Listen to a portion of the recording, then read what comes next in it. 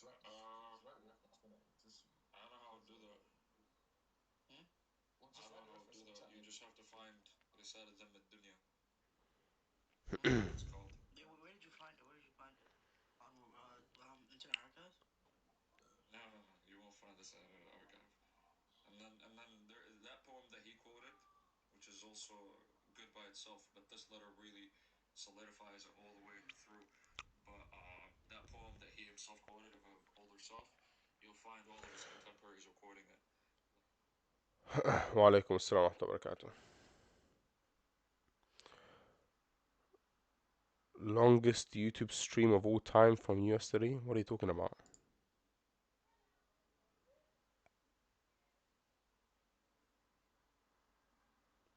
What are you talking about? Oh, I know what you're talking about. I know exactly what you're talking about. Hold on, hold on. Okay. Right, right, right. Uh, hold on. Did that actually go up, bro? Did that live actually go up? It was a test live. I was actually testing something. Let's see.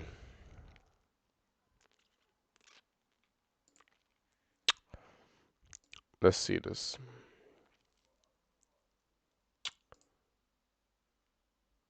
It's premiering as well. Why is it live? Oh, there we go. Found it. Alright.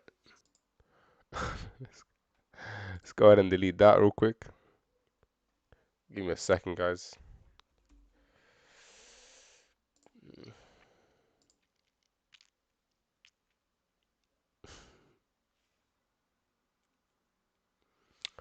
That was two jokes, so I'm glad you had a laugh, I guess. But I promise you, my intent was not to post it. So,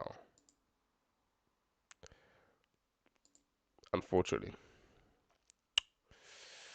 Okay, where are you? 4 second live. Where is it? There you go. Delete forever. I understand. Delete. There we go. Should have probably privated it, but it's fine. Delete it, private it, whatever. It's fine. Anyways, guys, everyone get the likes up, get the shares up. Barakallahu fikum. Um, let me read through the comments real quick.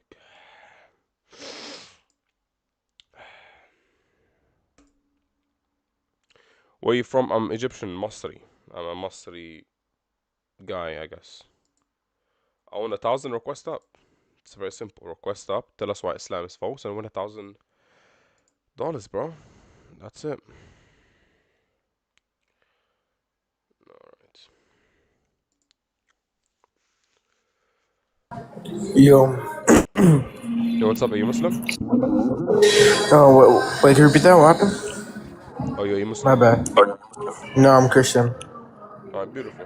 Why is Islam false? Because look at Christianity's modern day miracles that happen every day, like the Eucharistic miracles in the Catholic Church, and like multiple miracles, not like now, and even atheist scholars confirm that Jesus did die on the cross. They say it's the number one most noted fact in all of history, and even an atheist that turns to Christianity saying the resurrection is undeniable. Okay, so you're putting like 10 things on the table. Are you outside, bro? Can you go somewhere quieter, please? Oh yeah, I got you. My bad.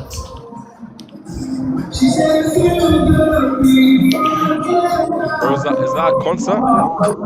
No, that's not my bad.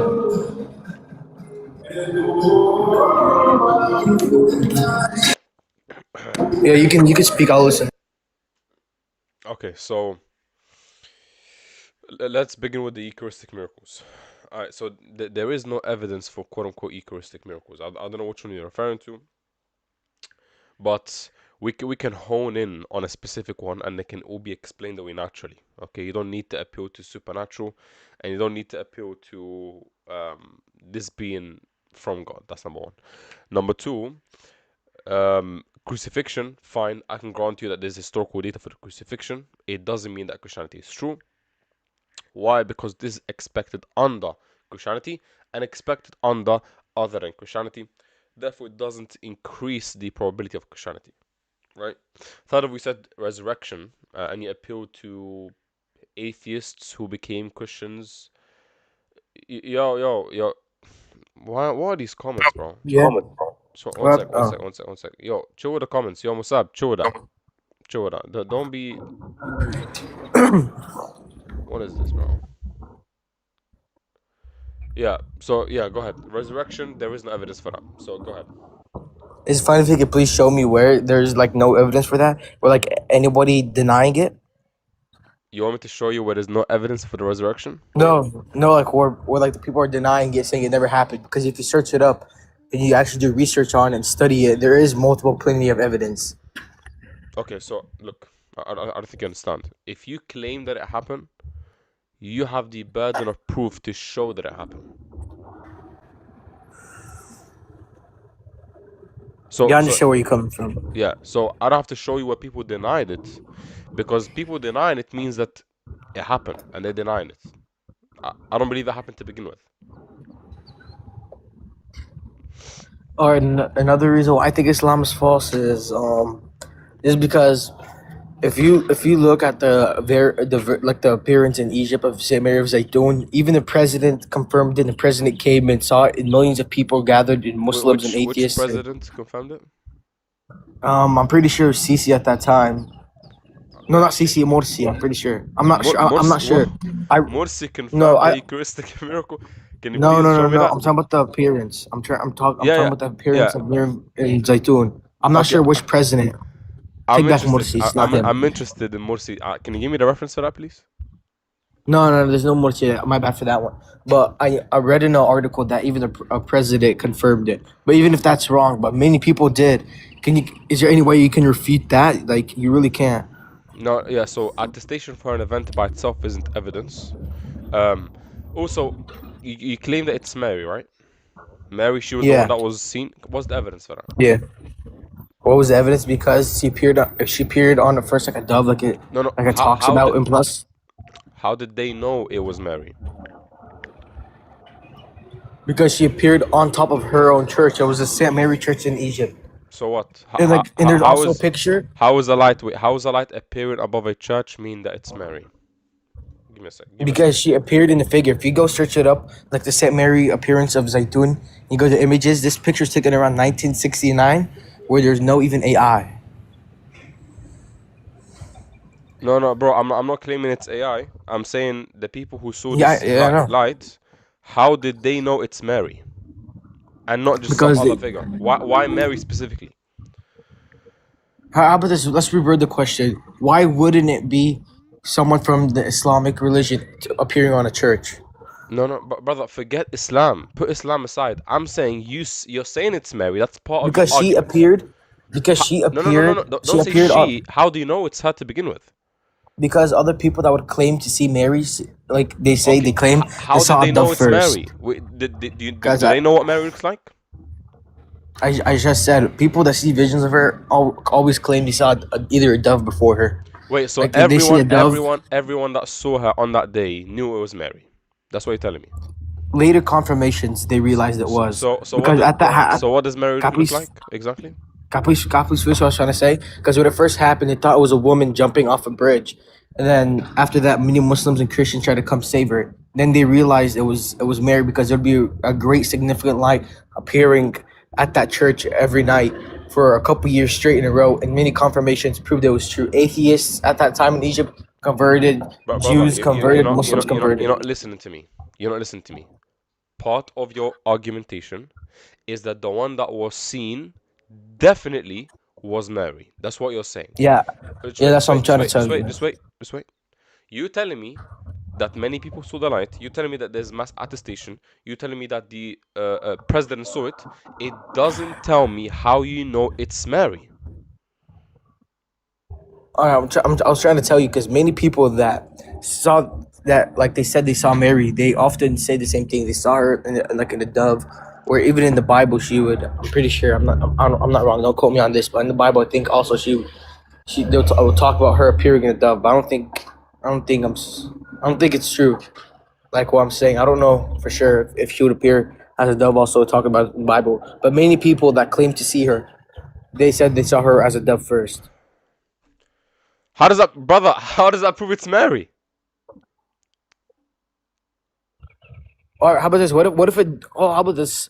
Let's say it doesn't prove it's Mary. Let's say it doesn't prove it, but another Okay, figure so you appeared. All so you right, don't have an argument. Your argument is that it's Mary specifically. That's your because argument. I'm not.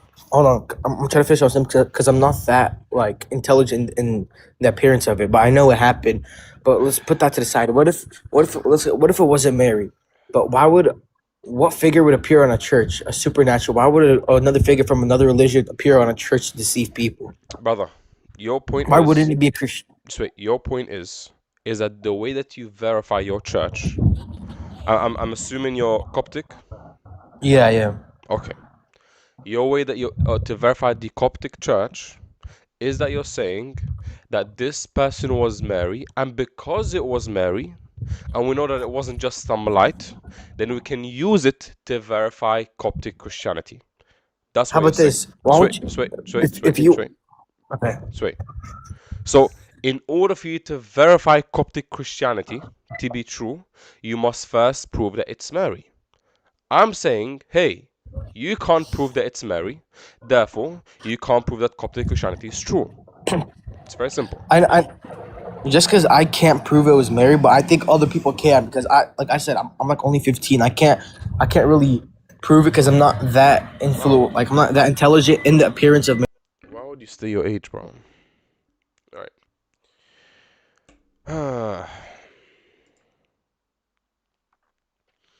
Yo, this guy, BBB, he saw a fake Libiano come up and he's requesting now, all of a sudden. Hey, man, it's all good.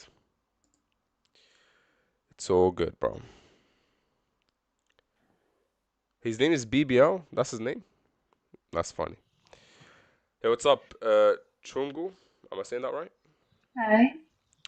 How can I help you? So I joined the live and then I saw I don't know if this is the title of the live that you have right here, and it's quite interesting because I've been following the debates that you've been having with Christians, and I would say that they are quite educating. Okay. So you're a Christian? Yes, I am. Amazing. How can I help you? Okay, so here on your screen, you've written a statement that is saying Islam is true, prove me wrong. Yep. And I want to ask before I say anything, is it are you comparing it to Christianity in this way in your statement, or you're actually just singling it out? I'm confused. What do you mean by that? I'm asking to say when you say Islamic is true, Mm-hmm. prove me wrong. Are you comparing it to Christianity or not? Like, is it a true religion compared to Christianity or not? Yeah, Christianity is false and Islam is true. Right. Okay, so I won't even take longer here, but I feel I'm not going to go verse for verse, Bible for Quran, but then I will be very hypothetical if I'm saying that correct. Okay, What? so in today's world, yes, in today's world, what Islam expects maybe from all of us is that we believe one man over 44 people that wrote different books. No, that's not true. You can you can you can believe in the gospel, you can believe in the Torah. That doesn't contradict Islam. I don't understand. Okay, the main prophet for Islamic is Prophet Muhammad, and that is the one that was given the Quran, isn't it? Yeah, the current and the final prophet is Muhammad, peace and blessing upon him. Yes. Okay. So the reason I would actually say for me to say Islamic is force over Christianity is because if I was given a chance today to follow between one man and a lot of people that have given different accounts over different times, I'll follow those that have that are many, not one. Because if you are being logical, you also don't have proof of who Prophet Muhammad talked to in that cave.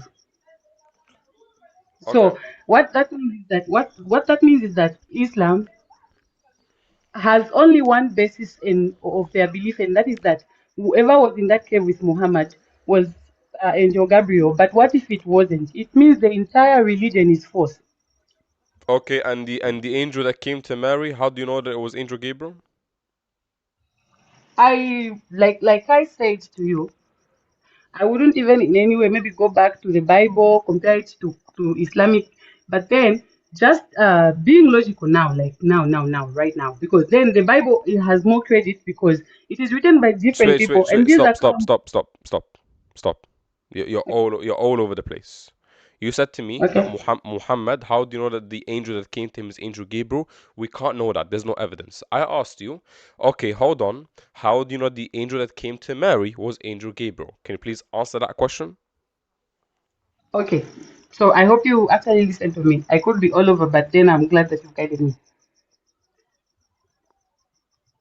So what's the The answer? reason, yes, like I started from the beginning, I said the reason I would believe in Christianity more compared to Islamic is because Christianity has more scholars, or rather writers, compared to Islamic. Islamic is, yes, you have writers, the different books, but then the main one Hey, is written, sister, is written one. sister, tell me Okay. Okay. why or how do you know that the angel that came to Mary is Angel Gabriel? Can you please tell me that? Okay, for me, that feels like you're also conceding to the fact that you don't know which angel came to Prophet Muhammad in the cave. Because if you know, I would want you to tell me that, because that would be my first question to you. How do you know, as Islam, to say that was Angel Gabriel that came to Prophet Muhammad in the cave? Okay, so you don't know how it's Angel Gabriel, right? You don't know how? No, for you, like I'm asking you because it is me Okay, I asking you asked actually. you first. How do you know it's Angel Gabriel who came to Mary? It is true the people that have written about it.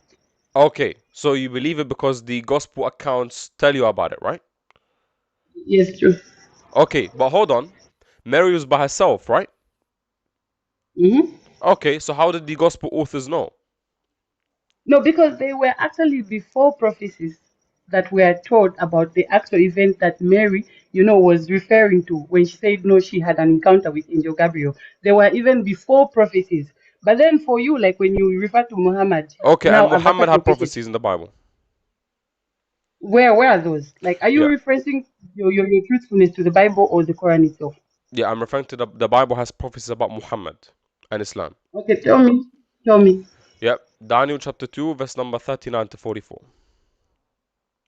Also, bought by blood. Start begging in the comments if you want to come up. Start begging from now. You have about maybe 15 minutes for this conversation to end. If I see that you're begging enough, maybe I'll bring you up. All right. All right. Everyone else, let's get the likes up. Let's get the shares up. Barakallahu fikum. Let's Okay, get that was to very nice. let's get to 10,000 likes and let's get to how many shares are we on? Uh, yo, did someone bought the shares, bro? Yo, how come I didn't clock it? Someone bought the shares. All right, whatever. It's fine. What's up?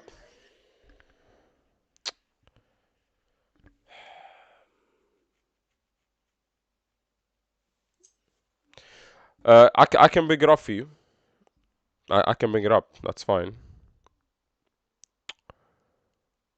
All right. Can you come back on the screen? I'll bring it up for you. Okay, I'm here. All right.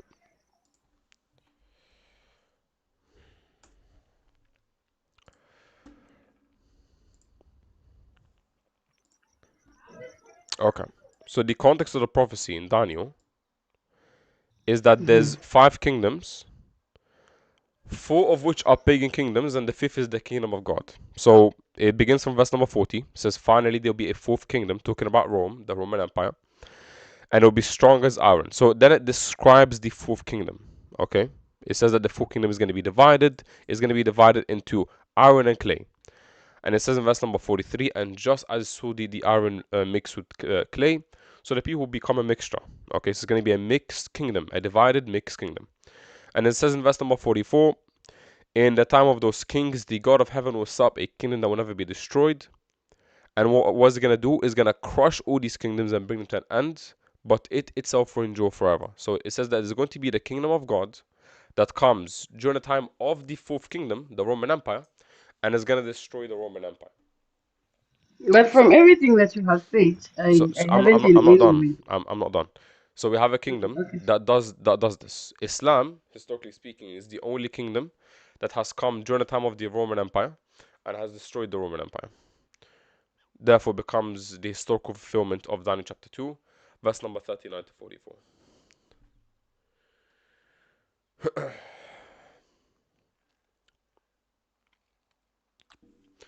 By the way, when you're off the screen, we can't hear you, so you have to be on the screen. Sorry, I was just checking on something. And from what you have given me, actually, I'm not convinced that that is, is Muhammad being mentioned in the Bible. Unlike Christ, for us as Christians, we have Can you address the witnesses to can each you other. address the can you address the argument? The argument is that there's going to be a kingdom according to the prophecy that defeats the Mhm. Roman Empire and comes during the time of the Roman Empire. Islam, historically speaking, is the only kingdom that came during the time of the Roman Empire and destroyed the Roman Empire. Can you address that? Don't tell me, oh, it's about argument and move away from it. Tell me why it's about argument. No. It's not about argument and then me moving away from it. No. I'm saying to you is that even in the passage that you have given me, there is, for me, you're basing Muhammad being the person that was mentioned in the Bible of a prophet that was told that there was going to be, an empire that was going to destroy the Roman Empire. But then for me, it still goes back to it lacks credit, even if you were to follow it. Maybe let's take for instance, you are an atheist, you are non-Islam, you are non-Christian, and you're looking at it from a general perspective. Arguments presented by both would actually favor Christians more because Stop, stop, stop, for stop, stop, them, stop, stop, stop, stop, stop, stop. Daniel chapter 2, verse number 39 to 44. We need to find a kingdom that comes during the time of the Roman Empire and destroys the Roman Empire. Okay, now focus with me now. Focus. You accept the book of Daniel, right? yes, I do. Okay, so everything in the book of Daniel is true, correct? Yes, it is. Okay, beautiful. So we need to find a kingdom that comes during the time of the Roman Empire and destroys it. Otherwise, Daniel is a false prophet. So, can you please tell us, apart from Islam, which kingdom fulfills this? Okay, I wouldn't really like go deep into it or answer that because maybe I will have to read more for me to understand it that way. I wouldn't give you head on an answer to say.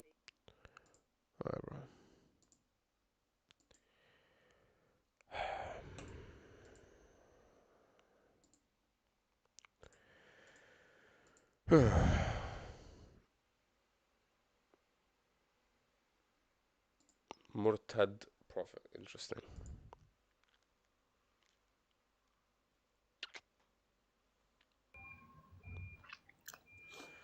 You're a Murtad prophet? What does that mean?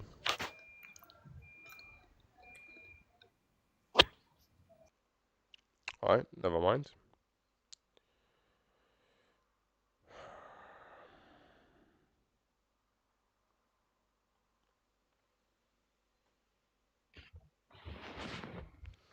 Hey, what's up? Yeah, hello. Hey, what's up, man? You good? Yeah, what's up? I wanted to ask you who adopted Moses? Brother, how old are you? 12? Alright, brother.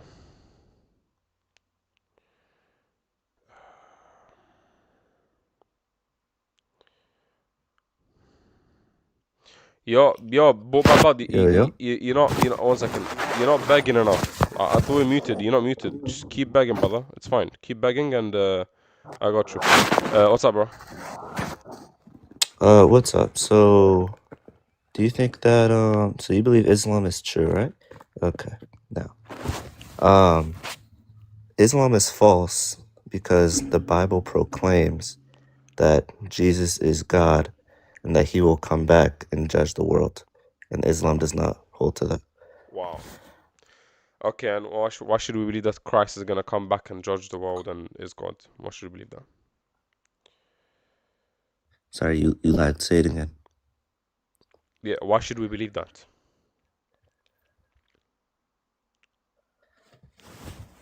Well, because that's what the Bible proclaims. Yeah, and why should we believe that to be true? Because the Bible is the word of God. It's inspired by God. Okay, and what is the evidence that the Book of Revelation is inspired by God? What's the evidence for that? It wouldn't be through historical means. It would be after having metaphysical certainty. Okay, so how do you establish metaphysical certainty for the Book of Revelation? Go ahead. Yeah, God himself taking the initiative by the Spirit and revealing it to his people. Which people? Who authored Revelation? His chosen people, his elect. Real quick, who wrote Revelation? That doesn't need to be established.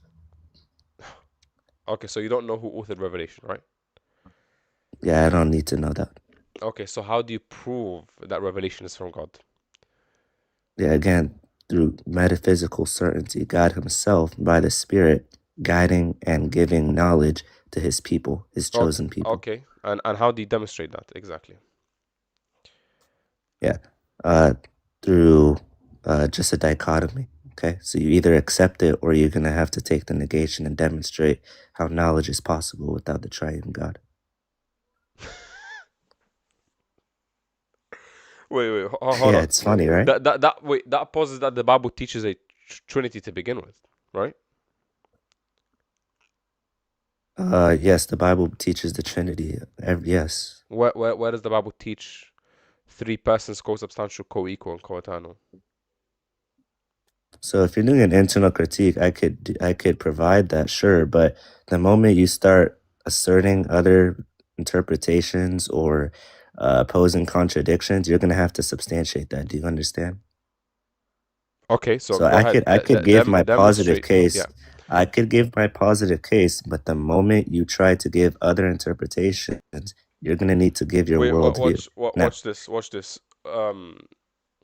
So you're basically presupposing that you can establish knowledge, even though you reject Tawheed, right? Is that being presupposed? yeah, in my worldview, knowledge comes from God Himself, the Triune God, and He gives it to His chosen people. Yeah. Okay, but hold on. Even if I grant you that, right? Let's say I grant you that. How do you demonstrate that the Book of Revelation is from God to begin with? So let's say Yeah, I'm someone. by giving you the positive Just case. wait. If I'm someone who's from the outside looking in, let's say Mm-hmm. okay, let's say you're like okay, you show me that a triune being is necessary, whatever that means. Cool. How does that Uh-huh. prove? How does that prove the Book of Revelation to be true? Well, in order to know anything, okay, I would first have to present the gospel to you. So there's steps. So once you accept the gospel, then you would have it would be evident that you would accept God's word because you're the sheep, you're chosen. So I would first present the gospel to you. Hold on. Let me grant you. Let me grant you accept the gospel. How does that prove that the Book of Revelation is from God? Well, from there, I would just present to you the 66 books, okay? Where, And where, then where, from that, no. Where'd you get hold it on, from that the dude. accepting the gospel jumps to then accepting Revelation? Where'd you get that from? Well, then, because once you grant that, the Trinity is true and that you accept the gospel of grace, right? Because you're a sheep, so you accept it. Then we would know that God Himself, through His providence, secures history and uses history as a means to establish and come to provide us with his word, right? So the Old Testament and New Testament. So No, I'd that guide you that through begs the question. history. No. Okay, That dude. begs the question. Whoa, Dude, you're whoa, interrupting what I'm trying to whoa, say. whoa, whoa, whoa, whoa. Hold on. You're saying that because you accept the gospels that you're gonna be a sheep of God, whatever that means. We're gonna be sheep, and Okay, dude, did you not say you grant the Trinity and that you grant someone and okay. because we're gonna be sheep, that means that somehow God has providence over His word, and His word includes the Book of Revelation. That's a big precept. How do you know that No. the You Book of Revelation? granted the Trinity being true, did you not? No, what does that have to do with the Book of Revelation? Well then if you're gonna grant that, Okay, there are gonna be so let me some finish then. consequences. You're gonna have to So wait, let me from that finish. okay. Let me I'm finish. not gonna keep on having this So conversation how if you do you keep jump? interrupting, How dude. do you jump from the gospel being true, or from the four gospels being true, to then that means that the Book of Revelation in of itself is divine and from God? How do you make that jump? Yeah. Okay. I'm gonna try this one more time. Okay. Now, once you grant and once you believe that, the Trinity is true and you accept the gospel, Mm-hmm. okay, then I would, explain to you through the means of history, okay, because God has providence and sovereignty over history to make known to his people his word. I would guide you through historical means and tell you through historical method how we could take the book of Revelation to be true and from Okay. and reliable. Okay, Okay, once we first establish give that me the the Trinity historical is method. true and you No, believe no, the no, no, no, gospel. no. I already granted that for the sake of the argument. So give me the historical evidence for the Book of Revelation, going Okay. back to who do you take the author to be of Revelation? Okay, dude, I'm not gonna let you just grant stuff. Oh no, I am because this is where you flop. Because you want to argue metaphysics about the Trinity, which I'm not concerned with. I'm concerned with how you're gonna prove your inference of the Book of Revelation being true. Okay, Okay, look, I that's don't even clear. have to look. I don't So even for this. I don't even need to, no. dude. So again, I'm already granting you for the sake of the argument. Let's say that the Trinity is going to be a metaphysical necessity. Let's say that you You're so prove the annoying, gospel. dude. Give give the argument for the Book of Revelation being historical and going back to who. What's your So standard of argumentation? I'm gonna ask you one more time. Who do you take the author of Revelation to be? Okay. Um, I could, dude. That doesn't have to be established. Okay, I've been asking this for like 5 times. I'll let you ramble on. If you don't answer this, we can't move on. Who's the author of Revelation, Okay, bro? dude. Even if I say John or anyone else, it Okay, doesn't matter. okay, John the disciple.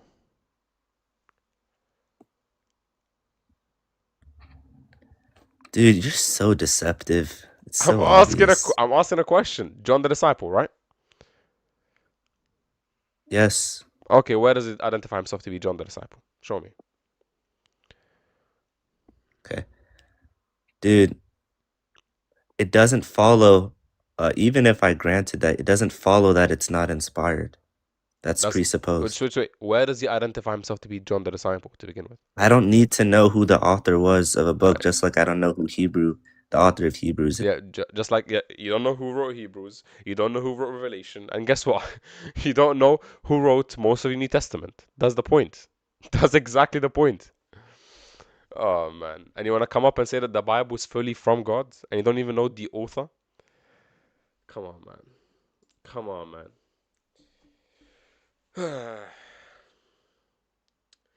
Bro said the book of Revelation. Or what did he say? He said the Trinity is necessary for knowledge. Wow. Wow, bro.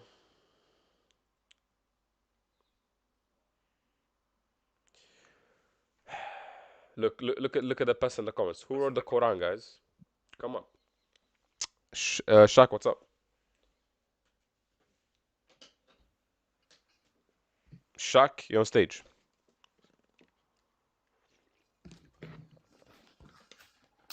Going once, going twice. All right.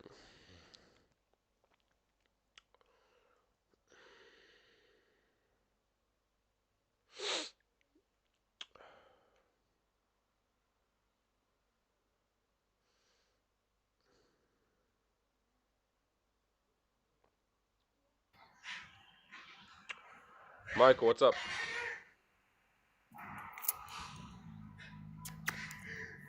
All right. Yo, who are these bots, man? Uh, All right. You're 12. I'm good.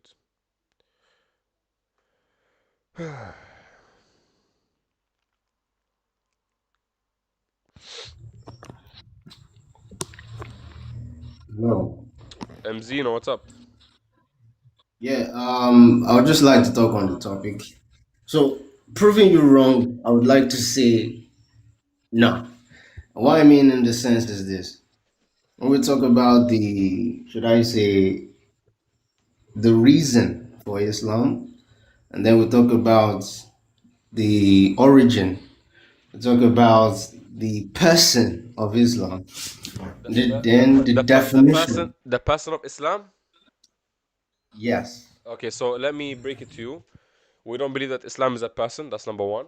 So that's out of the way. Second of all, absolutely. I'm asking why you think Islam is false. Why do you think Islam is false? Good, sir, Mr. Amenzo. Zeno, sorry.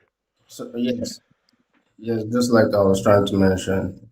And then one of it is the fact that the source and the origin of how Islam came about is not equal to what divine revelation would actually come forth as. Oh yeah. Do you understand? Now we talk about the Prophet Muhammad in the cave. Oh, is that funny? Was it funny when Yahweh wrestled with Jacob and And almost then when we he look at wrenched his it for hip? the Prophet Was that and funny? the story and all of that. Just I wait. think, Was it I think funny to an when extent, when when Yahweh God, wrestled with Jacob and wrenched his hip? Was that funny? Let's see if you wanna laugh. Hold on. Let's see. but we do not consider Jacob as a prophet Just wait. in Just the wait. sense of Just wait. revealing to us. Just wait. What's a prophet? What's a prophet, real quick?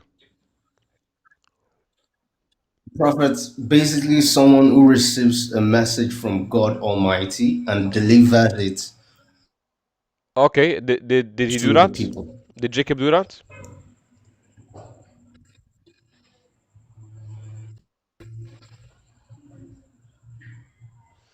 Okay.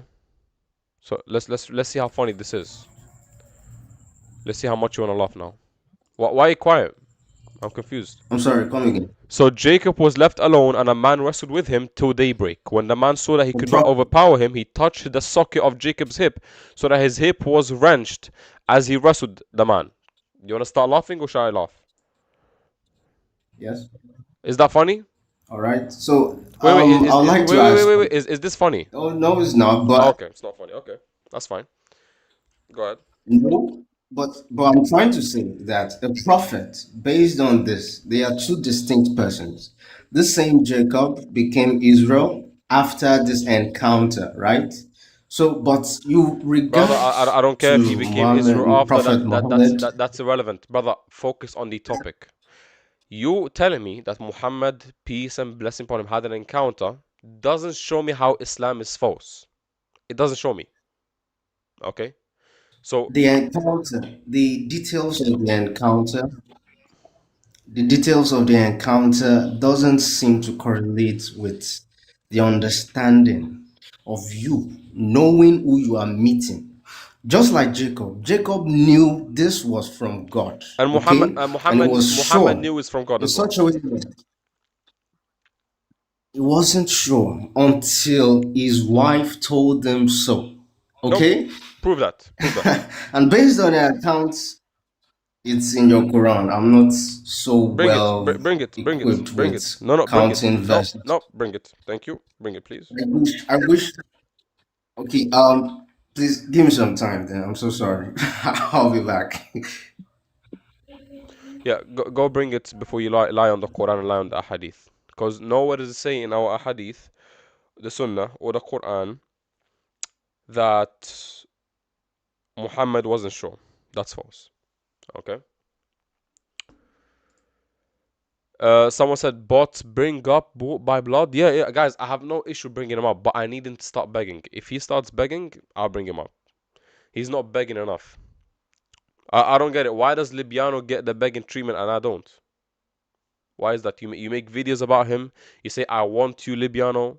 Okay, if Libiano's gonna get, hey, start begging too. beg, beg for us. Why do you expect like an easy way up? Way up. I'm so confused. So stop begging and we'll see, inshallah.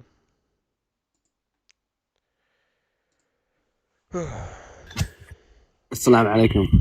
Wa alaikum salam, brother. It's only for the non-Muslims at the moment. Can I ask you a quick question? It's real quick.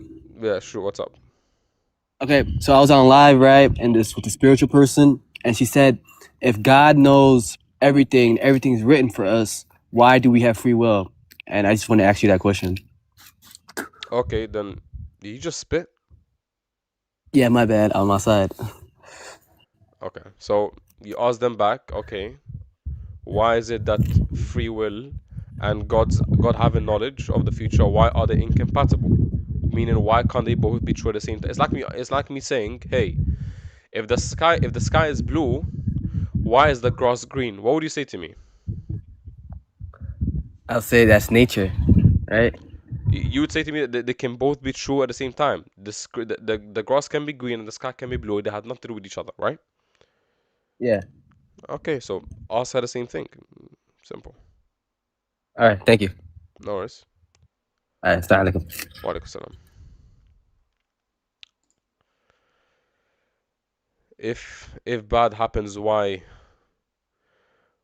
God? You know? So if God, why bad happened? Type question. All right.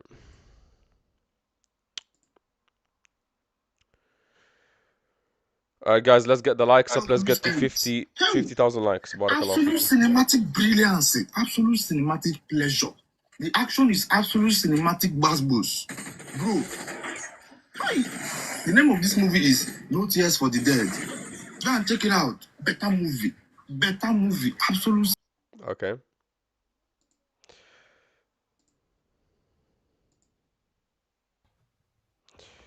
Hey, what's up? Are you Muslim? السلام عليكم. Whoa, stop. ايوه No, اسألني، بس wait. بحكي شي واحد، بس شي واحد، بس شي واحد. No, bro. You're in the comments. You're writing you're scared of me. You're saying you're scared to add me, and then you're a Muslim. Bro, what are these games, bro? What are these games?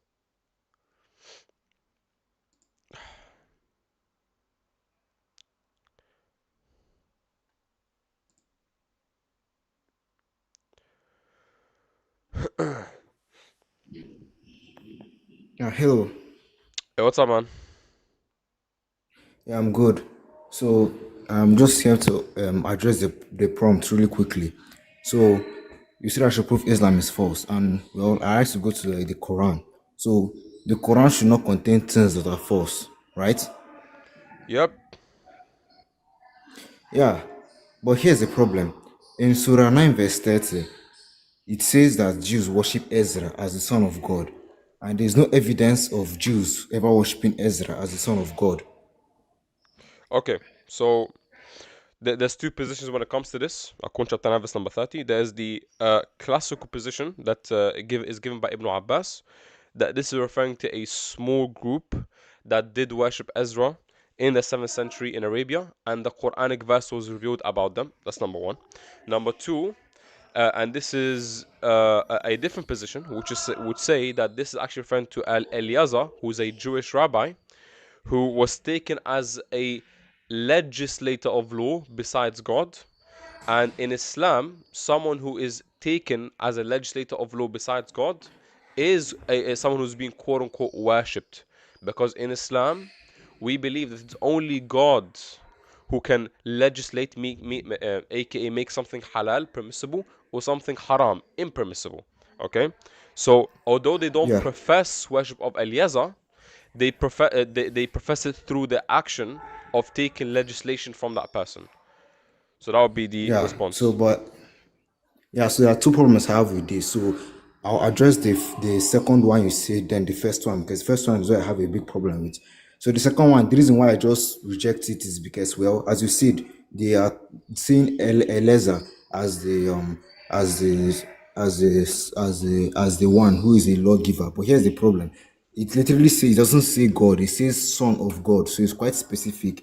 It's not just referring to anybody. It says Son of God, and again the verse says Ezra. But the second, the other point I want to address is the first one, which is talking about from Ibn Abbas saying that it was just a specific Jewish sect. But here's the problem I have with that.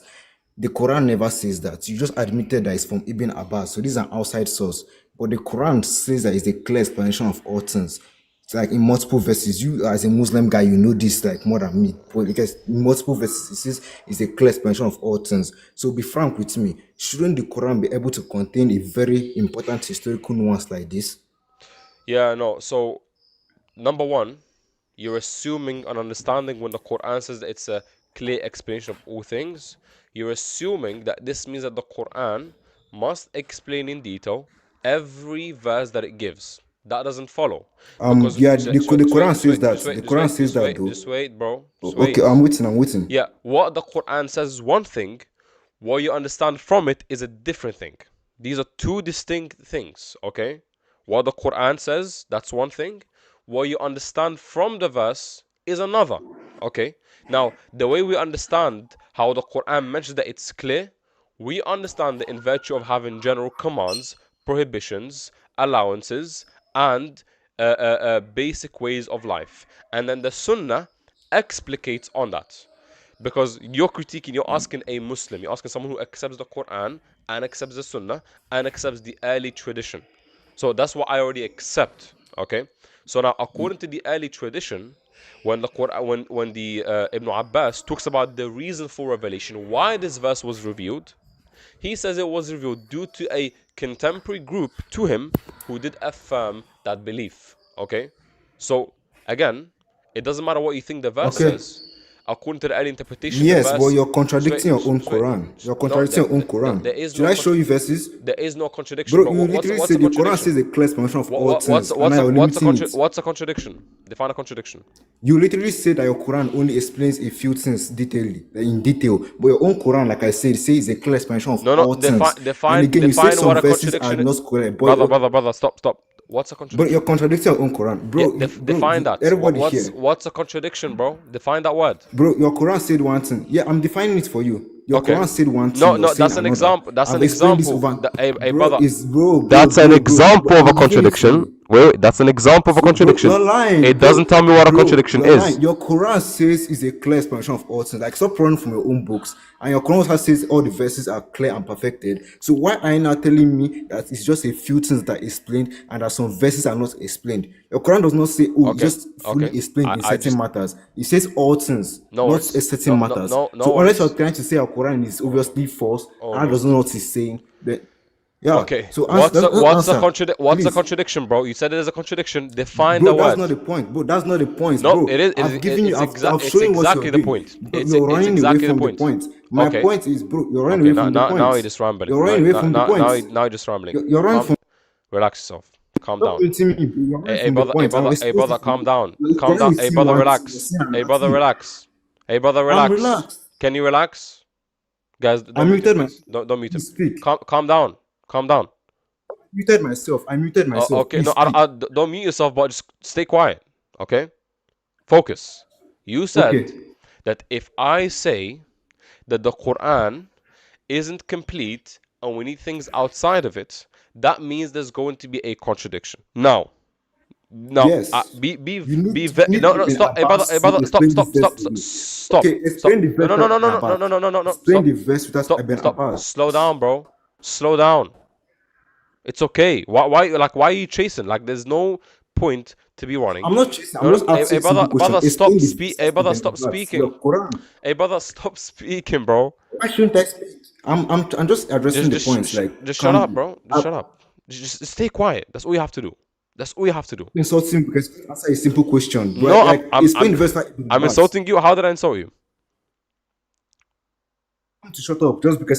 Yeah, that is not insulting you. I'm just telling you to stay That's my quiet, point. Please explain the verse without Ibn Abbas. brother. If you can't do that, Just stay your Quran quiet, is for bro. you. It's Oh wrong. my. Hey, brother. Please, please stay quiet. I like I don't know why you have me begging on my own panel. Just please stay quiet. I'm begging you. Just No, answer my question. Don't run. Just I'm answer my begging you to question. stay quiet, Explain. please. Okay, now, Any other guy. brother, 2 seconds, just 2 seconds. Okay, it's very simple, bro. You said there's a contradiction in me saying that there's other verses that explain, there's other things that explain the Quran with the Quran that contradicts the Quran. Okay. Now, before we move on, we can't actually move on unless we both agree on what a contradiction is, because that's the crux of your argument. So now, if you don't know what it is, just say, hey, I'm honest, I don't know what it is. Tell me what it is so we can move on. If you do know, tell me what a contradiction is. A contradiction happens when something says, when let's say if a book has a contradiction, it happens when they have two ideas that are conflicting with each other. So, like the example I just gave, the Quran says an explanation of all things, but now I was saying that, oh, you also need these other things to also help you explain the Quran, which is a clear contradiction to what the Quran says. And like I brought up this verse, Surah 9 verse 30, you literally need Ibn Abbas Okay, but or any I other asked you one question. commentator Can for it to I'm explain it. addressing now? Yes, I asked you. Oh my I days. literally addressed the question. Do you not hear me? I No, addressed the no. question. Yeah. Everybody here You told me what it uniqueness. means, and then you kept rambling on. I don't need the extra I like then give an fluff. example using. I did not return it to arguments because I'm not running from the arguments. Okay, Please, fine, brother. I'm not Okay, running from the now let me arguments. address you. You told me the definition. Fine, you know the definition. Now Yes, let me now let me address your argument. Okay, now focus. sure. If we take the Quranic verse that say that the Quran is an explanation of all things, that reading, Yes. if you take it literally, it doesn't make sense. Why? Because we don't expect the Quran to be talking about literally So everything. you're proving that the Quran does not make sense. You Brother, just admitted that the Quran does not make sense. brother. If you interrupt me one more time, I'm gonna But say, bro, no, you just admitted that your stop, Quran does not make sense, stop. bro. Thank you. You just If admitted you it to me, interrupt me to one more everybody time, here. brother, stop talking. Just stay quiet. What's wrong with you guys, brother? Are you okay? Bro, I'm just exposing like what you're Brother, just saying. do you have a wife? I admit it. Just Wait. admit it. Do you have a wife? The Quran, you just admitted is that your Quran does not know what it's saying. brother, The can you Quran listen? teaches it, it doesn't Can make you sense. listen? Can you listen? I'm listening to you. Okay, do you have a wife? I don't have a wife Okay, yet. But I pray for God. I can tell why. You're a very bad listener. You need to learn to listen. Okay? I literally just listened to you speak. I muted Okay, myself, you and yet I'm the didn't. bad listener. You And you just overspoke. run away from my point. Brother, you just spoke Bro, over me. you have not Hello, answered my question yet, and yet I'm the bad you're listener. literally speaking Answer my over me question. Bro, now. if you can't answer my question, then what are Alright, we doing? If you can't answer my question, what brother, stay quiet. What is wrong with you? What is actually wrong with you? What, Oh brother? Are my you God. okay? He cannot answer the question. He just can't answer the question. Alright, get out of here. Thank you. Get out. Thank you. Thank you. Thank you. You're welcome, bro. You're welcome. You're welcome. Hey, as a man, very, very bad energy, bro. I'm not gonna lie to you. Very bad energy. That's crazy. That's crazy. Oh man.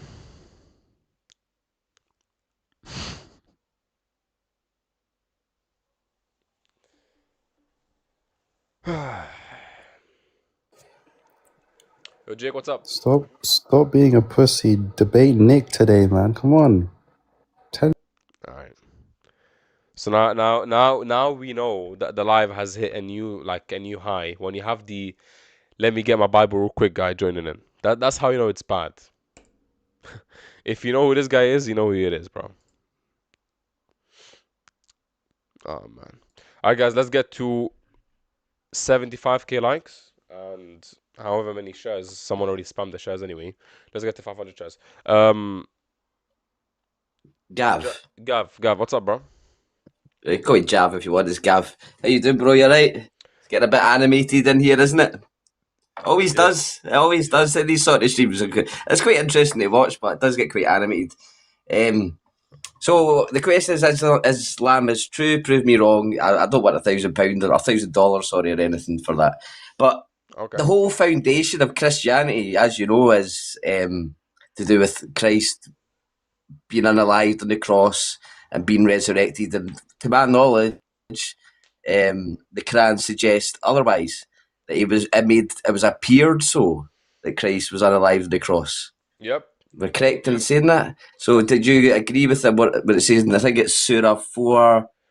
Is it 157. Surah 4157? Yep. So do you agree with that? That it was appeared so that Christ was unalived on the cross? Yep. That's what I believe, yeah. Okay, so if we believe that, so that goes against the foundation of Christianity. That's the reason I don't believe Islam is true, because it's the whole foundation of Christianity, and that Christ was unalived and resurrected 3 days later. Okay, so the Quran goes against the event of the crucifixion. That's what you're saying, right? Yes. Okay. Yes, that's what I'm saying. If I tell So, you, go ahead. huh? Go ahead. So on that basis, then, if we're going against by the standards of the Quran and what it says, that Allah made it appear so to his disciples that Christ was not crucified. Why would Allah do that? Why would Allah make it appear so? No, he made it appear that he was crucified. Yeah, made it appear that he was crucified, sorry. That's what I meant to say. Right. Why would Allah do that? By deceive the followers of Christ and make it appear that way? Okay. Why would okay, let's use a practical example. Can answer that. Let's say me and you, let's go back in time real quick. Let's rewind. Let's go to 1st century. Me and you we're Jews. Okay, we're Jays. You know, we're walking around Jerusalem. Yep. And then sounds good, man. We look at a cross and we see a man being crucified. Let me see. Okay, yep. Christ is being crucified. Okay. How does that change the life of a 1st century Jew? How does that matter to him? A man was crucified. How does it matter that he was crucified? Yeah, so me and you, let's say me and you are walking, we saw a man being crucified on the cross. What would you do? I'd be quite tragic to see. I would be, especially if it was Jesus on the cross and I was there. Okay, we were both there. Let's say it was Jesus. Let's say it was Jesus. Let's say we believed in. Let's say we believed in him. Okay, we're a little bit upset, and then what? And then we witnessed it. We witnessed the pain and everything he went through. Okay. For our sins. And then what? And then 3 days later he arose. Okay, let's say me and you were the same Jews. We're walking around, and then after 3 days we see Jesus, rising in the heaven. Okay. Yeah. Then what? We were one of the witnesses. Okay, well, one of the witnesses. Now, what are you gonna start doing differently now? We're going to, okay, right, if that happens, you're going to be more accepting of the fact that, yes, this is... We already accept You're him. going to be... We already accept him. Me and you already accept him. Yeah, we already accept him. Okay. Mm-hmm. So now what? So we're going to be... Now? Well, we realise, we see that after 3 days, Christ has risen. Okay. Right. Okay. Let's say. Okay. I believe he's risen now. Now what? Now what are you gonna start doing differently now? Are you gonna start... No, but you don't. But okay, but you granting me this, as this is just me granting me this, because that's what I'm just saying that it goes against. So there's a contradiction to your point. There's a contradiction in the Quran. There is no contradiction because that's what the Quran says. The Quran says it was made to appear so that he was crucified. So the Quran says. Okay. So let me finish. The Quran says that when they saw the cross, they truly saw Christ. Okay. The Bible says that they truly saw Christ. Now, your point was, Gav, right? Your point was, hey, Gav. The crucifixion and the resurrection, they created Christianity. Okay. I'm showing you how a crucifixion and a resurrection, they don't create Christianity. Now, the way that I'm going to show you this is I'm going to show you the build-up of events to show you how it doesn't mean that Christianity is true. If me and you both saw a crucifixion and me and you both saw Christ 3 days later, me and you as 1st century Jews who believe in the Messiah, we're not going to do anything differently. We're not going to start worshipping as a man. We're not going to start worshipping the Trinity. We're not going to start following Paul. It's simply a man that was crucified and resurrected. Hooray! Nice. That's it. It doesn't mean that Christianity is not true. Okay, so you're saying it's simply a man at this point. Okay. Yeah, you believe he's simply a man at this point. Is the Messiah, is the prophet. Yeah. Okay, we believe in him because he never claimed to be God. Yeah, so why would Allah make it appear so that it was Isa or Jesus? Why do that? Just wait. Before we get into this whole why thing, you agree? Can we both agree that the event of the crucifixion and the resurrection by themselves, they don't make Christianity true, because Christianity is a whole package. Includes the Trinity, includes the hypostatic union, it includes the incarnation, it includes belief in Yes. Paul, the New Testament, it includes believing in Yeah. atonement for sin, original sin. It's a Yeah. whole package, right? Yeah. So, Okay. It's all packaged. so Agree. Yep. okay, perfect. So the crucifixion by itself, it doesn't make Christianity true. It's Christianity. If that is true, that's what makes the crucifixion true. So you have it the other way around. So, what we're saying is he didn't get unalived, or he did get unalived. Is that what we're saying? Did he get unalived? I'm saying that the historical data, we can both agree that the historical data Uh-huh. shows that Christ was crucified, but in reality he wasn't. Yes. So we make a In distinction. reality, he wasn't, but historical data suggests otherwise. Yes.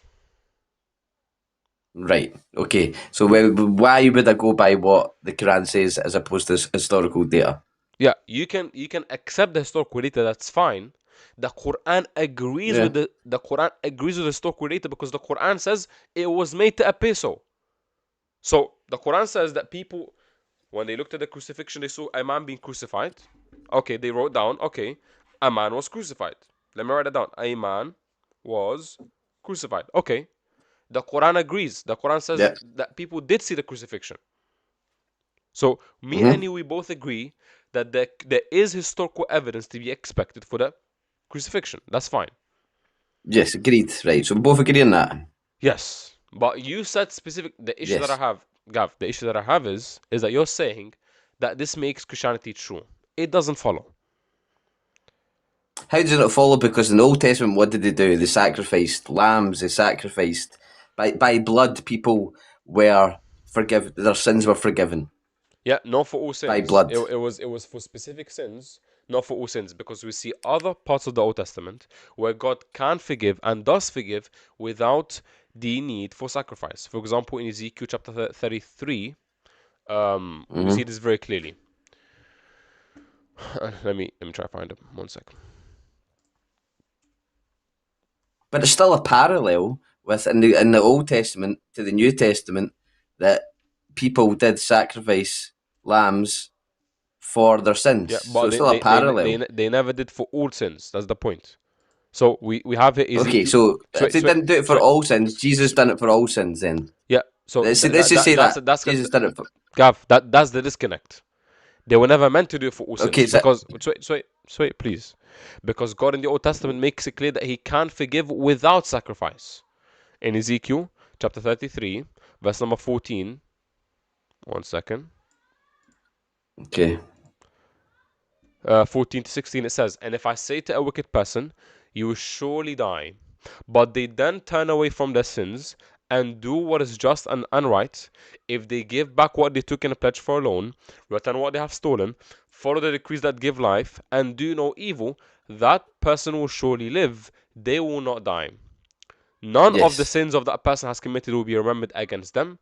They have done what is just and right. They will surely live." So the criteria according to this chapter, according to Ezekiel, is that someone Yeah. who does a wrong, they repent, they do what is just and right, and God forgives them. Mm-hmm. Right? Yes. Okay, Yep. By righteousness. I okay, agree with that. Yes. okay, and according to you, this is just, right? Yes, by righteousness alone, that's what saves you. The Okay. sacrificial element in the Old Testament was So, symbolic of Christ coming. That's what okay. I'm saying. No. Okay. So if God can be just by allowing individuals to repent for their own sins, if that's just, why is it that all of a sudden there needs to be a change where a sinless man who is innocent must be put in your place for your sins in order for you to be forgiven? Why must there be a change? Yeah, why is there a change? So look, Old Testament says, hey, God can forgive Yeah. without sacrifice. He doesn't need sacrifice. All of a sudden, Mm-hmm. Paul comes along and says, hey, yes, you do need a sacrifice, and the payment for and the wage of sin is death, and every sin requires a sacrifice, and that's what is just. So now we have two different ways where God is being just.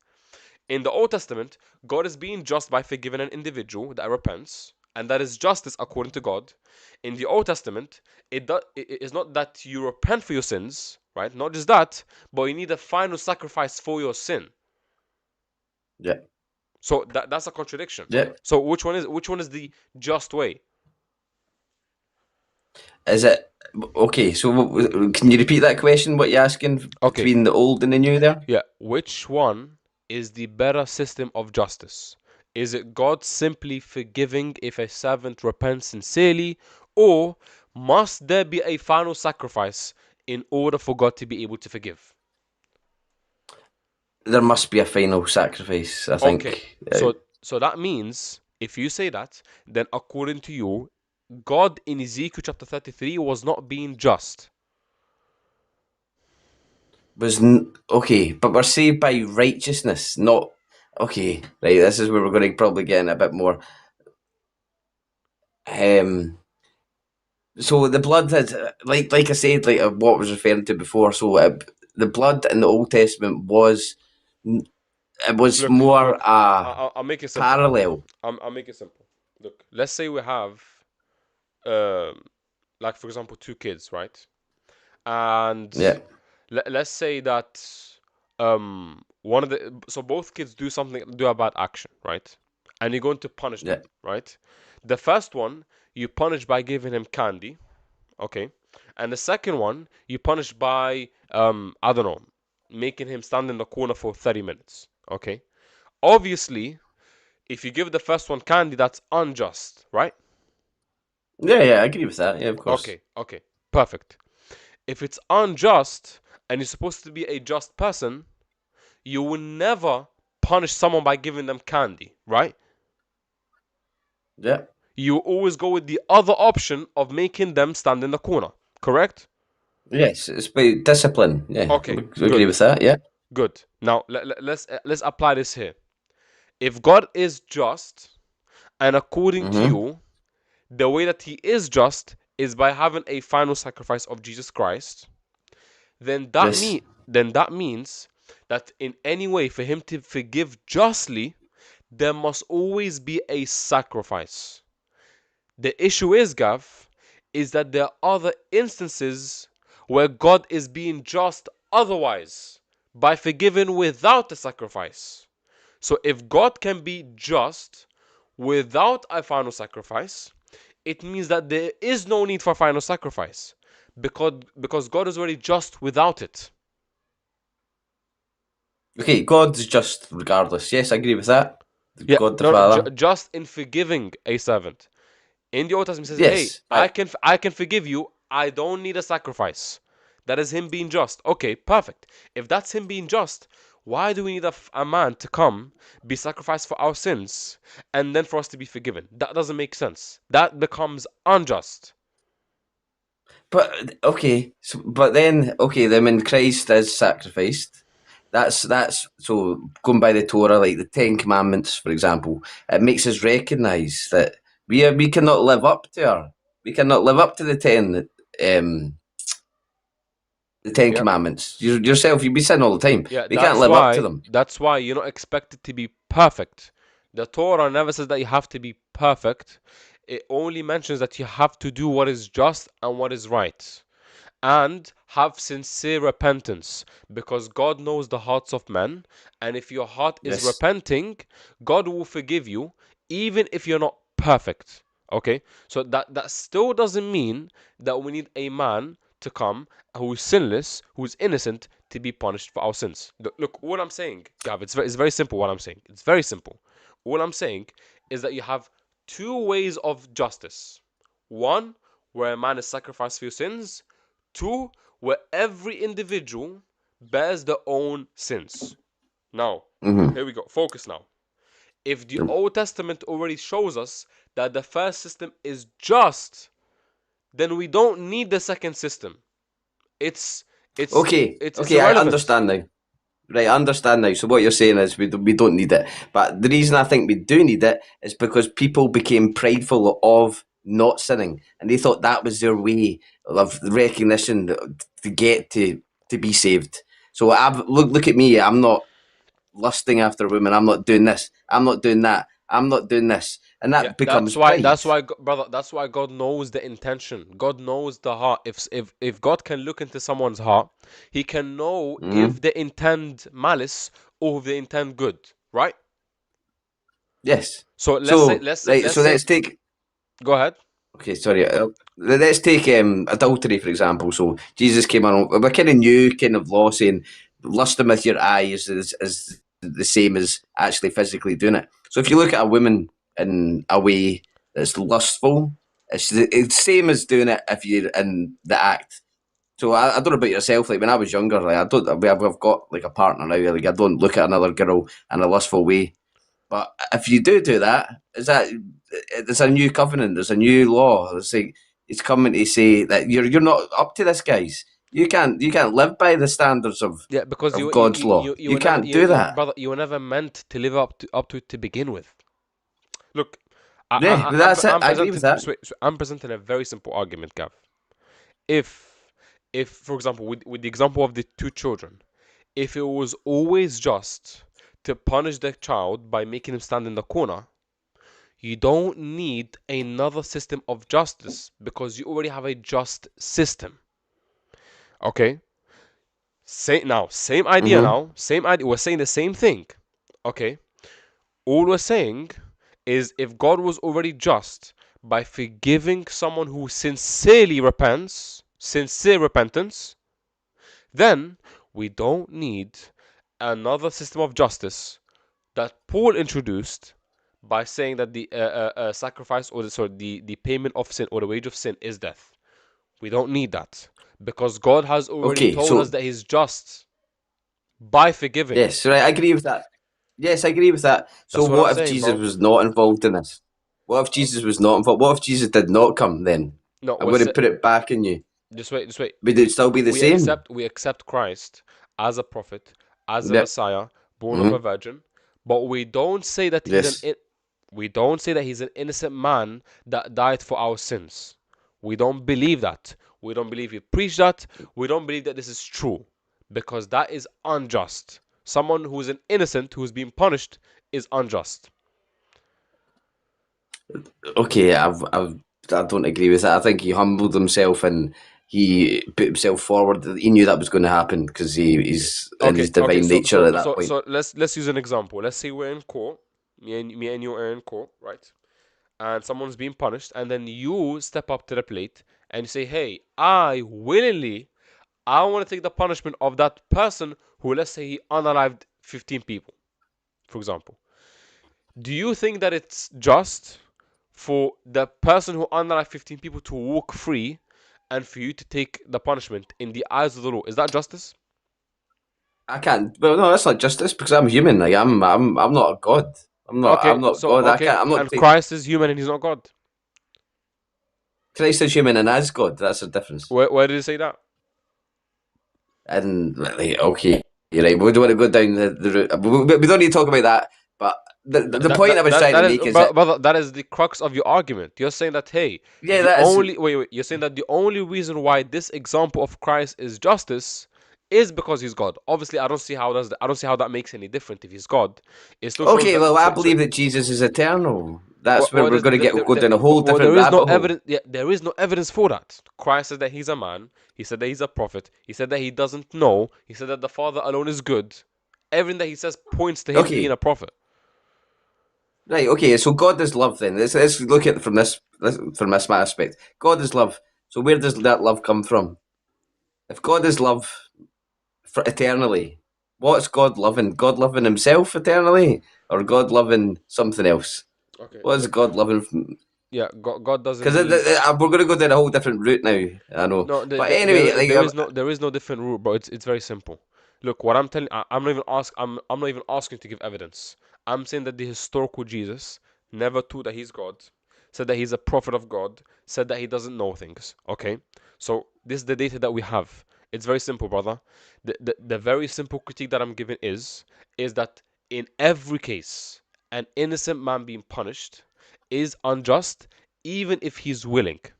Now, I don't know what the hell him being God makes a difference. I don't know what that difference is because all you're saying that he did it willingly. He wanted to. Okay, Well, if you wanted to take the punishment away from someone who's a sinner who unalived people, it will still be unjust. So him being innocent and him being willing doesn't change anything.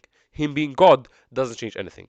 But since you want to die upon that hill, I'm gonna question it. I'm gonna say, okay, well, if he's God, you have to prove that. So it's a very simple Yes. critique. So if you don't have evidence for him being God, then obviously this conversation can't go forward. It can't progress. Okay. Well. Okay. Okay. So the argument for him being God is love. You agree with God is love? Okay.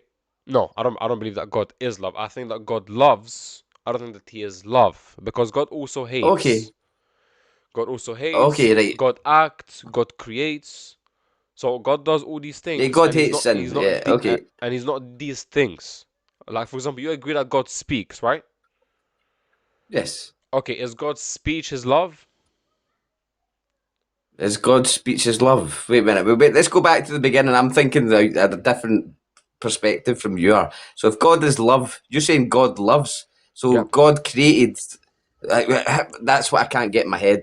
How can God be love eternally without having something or I don't believe someone he's love to? eternally. I don't believe I don't know what that means for him to be Okay. love eternally. He loves, okay. And by the way, God can God can eternally love, and it doesn't mean that there's a son. By the way, it doesn't mean there's eternal son that he receives his love and reciprocates it. But that's irrelevant. God can begin to love. He can begin to love, and he Wait a can minute. stop Okay, loving. that's still. I don't think that's irrelevant. How can God eternally love? That I don't think that's irrelevant. Okay, fine. He How doesn't. can God eternally So wait, love without? let's say he doesn't eternally love. That's fine. God began to love. Okay, so we've changed our That doesn't right. mean We've that changed there's. our view now. But wait, that doesn't mean that the Son is now eternal and the Son is now divine. It doesn't mean that. Okay, what does it mean then? Okay, brother, you have to give evidence to why Christ is eternal and the Son of God that's eternally begotten of the Father. What is the evidence for that?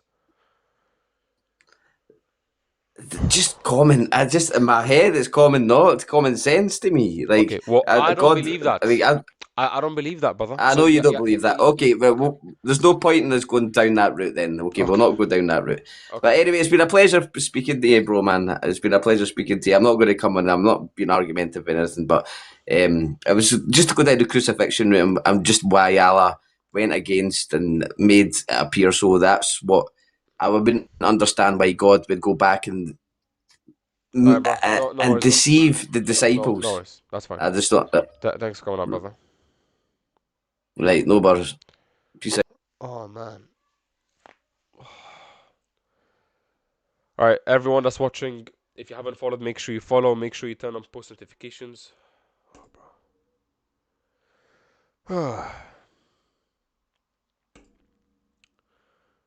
Let's get to 75,000 likes. All right, everyone, tap the screen. The likes and the shares, they help support the live.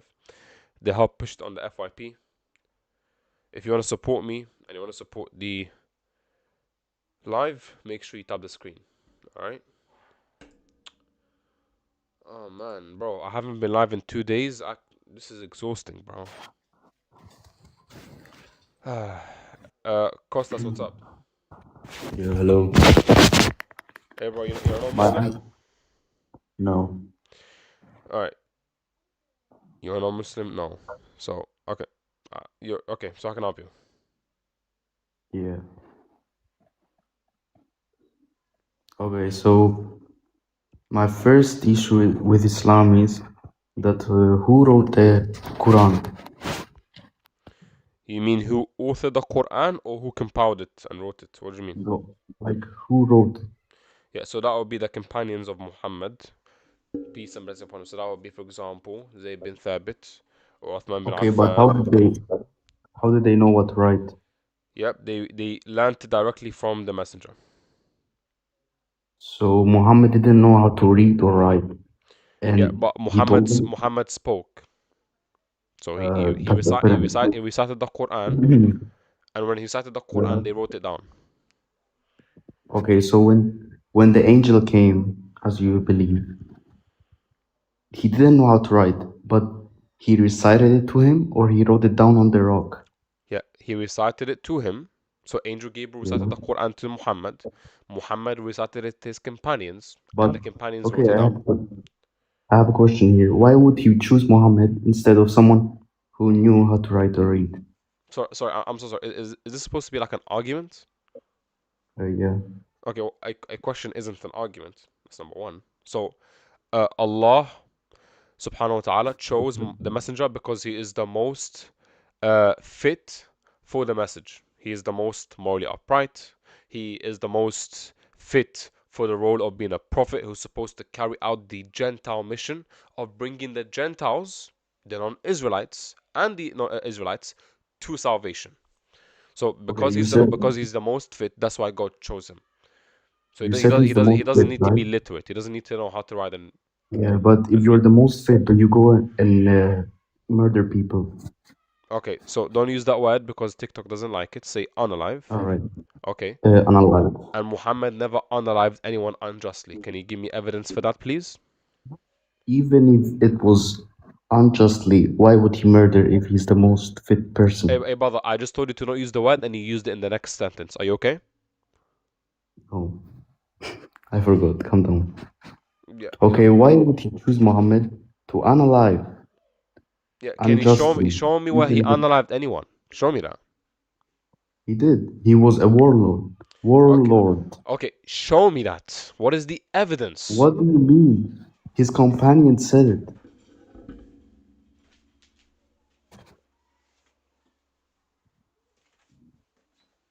Hey, brother.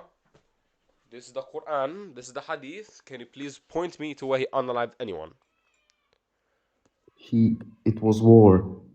He Okay. wouldn't write it in his book. He's not that stupid, you know. So where did he write it? Where is it written? He said it. Okay. Where? You know you don't have to say the exact word to just I didn't to ask for an say exact something. word. Show me where anyone records him unaliving anyone unjustly. He was, bro. He was a warlord. Can you agree with that? What is the evidence, brother? Can you give me the evidence? Everyone knows it. Even you know it. I Even the don't. Shias know it. I don't. Can you give evidence, please? And then wake up, read about your religion. Beautiful. Help me. Help me read. All right. Go ahead. Give me the reference. I don't know. I don't know exact verses. Okay, I so don't read the Quran. I'm not Muslim. you're making stuff up, right? I'm not making stuff up. If you want Actually, to research your I own think. Wait. religion, I think I know what you're talking about. One sec. if you want to research your own religion, you can do it. Okay, so there's one that a lot of Christians bring up about Muhammad. They say that when he says, if your very own brother or your son or daughter or the wife you love, right? If they tell you, let us go worship other gods, do not yield to them or listen to them, unalive them. Is that the one you're referring to? I mean, there's a lot, but yeah, that's one of them. Good sir, this is the Bible. Okay.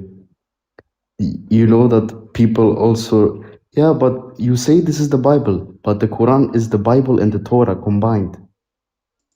So you're going against your own religion right now. Isn't the Quran the Bible and the Torah? That's literally what Muhammad said if you want to find your own verse. Yeah, am I being trolled right now? Yeah, bro, you're cooked. You're cooked, bro. Just I'm so read cooked. about your religion, and then talk about Christianity. I'm so cooked, bro. You cooked me. Yeah. You got me, bro. What? So wait, Who? where does the Quran say that it's the Torah and the Gospel combined? What does it say that? Muhammad said that the Bible and the Torah are It's the in the word of Quran? God. No. You No, said it's in the Quran. That's what you said. no. Muhammad said this. He's a So messenger, right? hold on. You take the Bible to be true, right? Yes. Okay. Is the Bible true when it tells us that if someone leaves the religion that should be unalived? Is that something good or bad? Who? The Bible said this. Yeah. Habibi, the Quran said this. Are you blind? Why are you lying right now? Are you blind? Are you blind? Can you not read, bro? Your prophet said, kill the is this the is it the Bible or the Quran on the screen? What gospel is this? This is the book of Deuteronomy. The book of Of Deuteronomy, what? Deuteronomy chapter 13, verse number 8 and 9. It says that if someone leaves their religion, unalive them. Is this good or bad? First of all, I don't know what book you're talking about. This is the book of I don't Deuteronomy, think. the book of Moses. The book of Moses. I'm talking about the Bible. Yeah, this is the Bible. Moses. Hello. Right. Okay, Buddy. Moses. Okay, Moses. First of all, Wait. Moses says. Muhammad said, Just wait, "Unalive the Kafirs." forget Muhammad now. Forget Muhammad. You just showed your ignorance because you don't know what the hell you're talking about. You've never seen this verse in your life. You've never seen it before in your life. It's the first time you come across it, and you're coping with it now.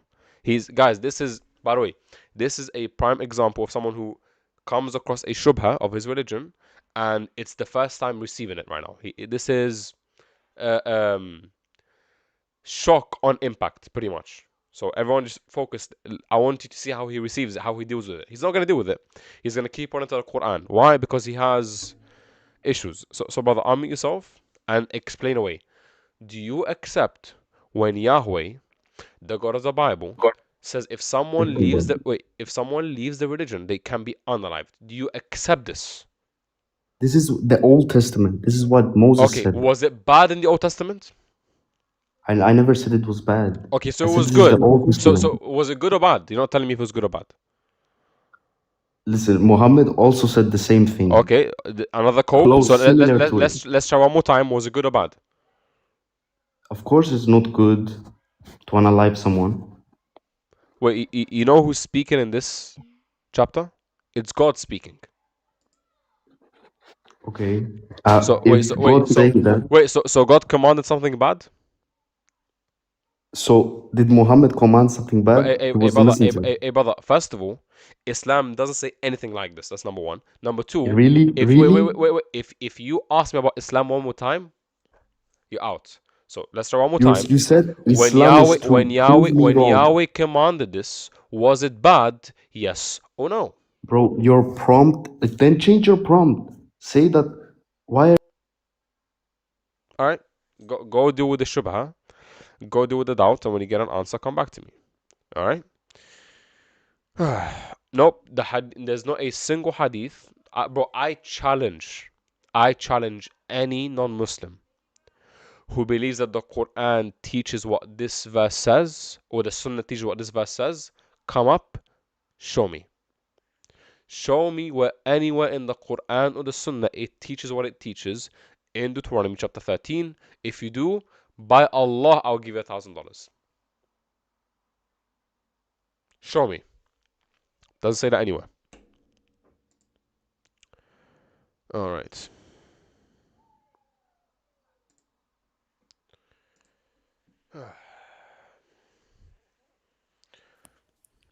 Yo, assalamu alaikum. Walaikum salam, bro. I'm only taking non-Muslims right now. Yeah, I had a good question though, if you don't mind. I'm gonna be quick. Okay, what's up? All right, brother. So yeah, you know about the moon split, yeah? Yep. Yeah, we say it happened, and we say specific people witnessed it, and they still rejected it. Correct? Yep. So what I came across with, for example, we say yeah, the crucifixion is made it appear to the people, to specific people, correct? Not the whole world, obviously. So can we say that the moon split also happened like same thing, like crucifixion? No, because the Quran does, or the Hadith doesn't say that shubbiha lahum. It doesn't say that it appeared to them. It says that it actually happened. There is an actual event that happened. Also, it's happened to the whole world. Like if a whole world was awake, they could witness it. Not if the whole world is awake. If the moon actually split. The moon in reality If the moon split. Yeah.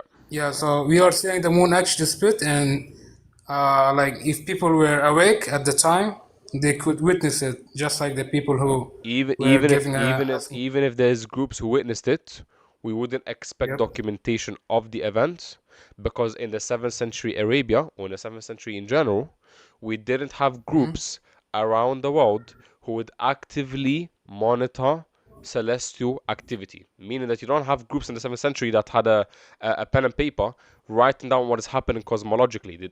They didn't exist. So even if somebody like a random farmer saw it, you don't expect it to be recorded. So you're saying maybe they could have also thought it's just like maybe magic or something, Yep. just like the No, people who projected. they could have truly seen it, but they wouldn't have recorded Yep. it because nobody was recording these events. All right. Yeah. So that was the question, and thank you for and keep up the good work, brother. Barakallah Okay, feek. bro. Salam alaikum. Jazakallah khair. Wa alaikum salam.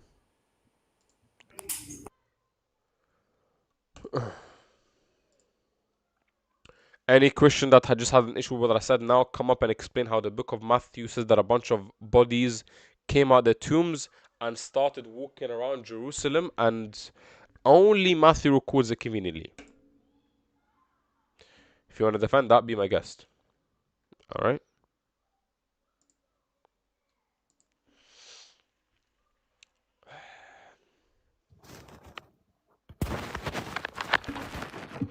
Hey, what's up? The Forbidden Myth, what's Yeah, up? yeah, you're right. I wanted to speak not specifically about what you just asked now.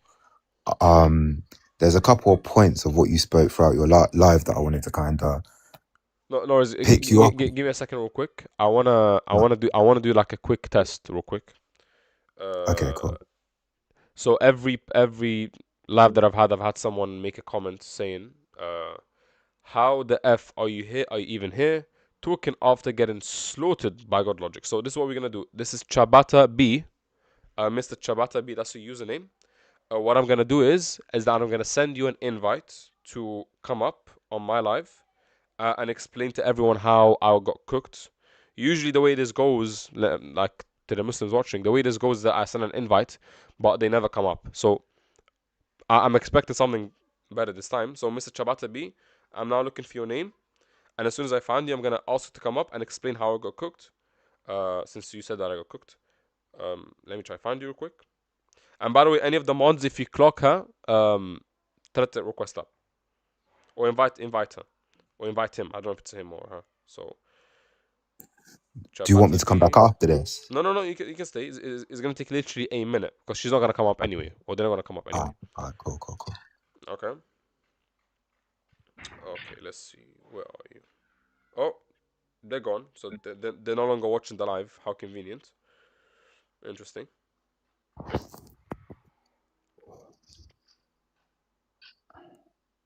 Yep. They're no longer watching the live. Yeah. Very convenient. So yeah, this is just my regular trial of getting them to come up and explain how it got cooked, and they never come up. But anyways, go ahead, bro. How can I help you?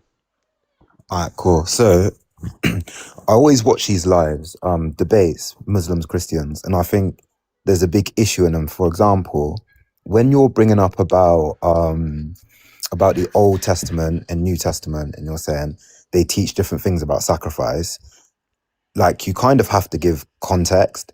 So in the Old Testament, it is very clear that there is a correlation between sin and sacrifice, but there are certain scenarios where there is context behind it. So saying that the Old Testament didn't teach there needs to be a sacrifice for your sin just isn't true, because I never said that. Whoa. I never said that. sorry, that's I'm sorry if I misunderstood. I misunderstood, but that's what I understood what you were saying. No, what I said is that the specific teaching that the wage of sin is death, meaning that every specific sin requires sacrifice.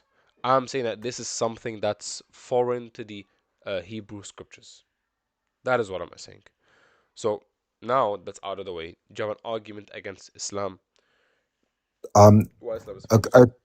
No, I have one thing actually. Because I watched that debate the other day, and it was about whether Jesus is a Muslim, and this isn't. And the thing is, I don't really know why Muslims see it as a problem of Jesus not being Muslim, because I don't know why it wouldn't make a difference to your scriptures or not, and I think it's something that's impossible to prove. Okay, so what is the argument against Islam here? No. So like a lot of people like to argue that Jesus was Muslim, but I don't think that's true. But I Okay, don't. But I don't yeah, think. why is it not true? Okay, I'll tell you why it's not true. So, for example, what would you say Abraham and Moses were?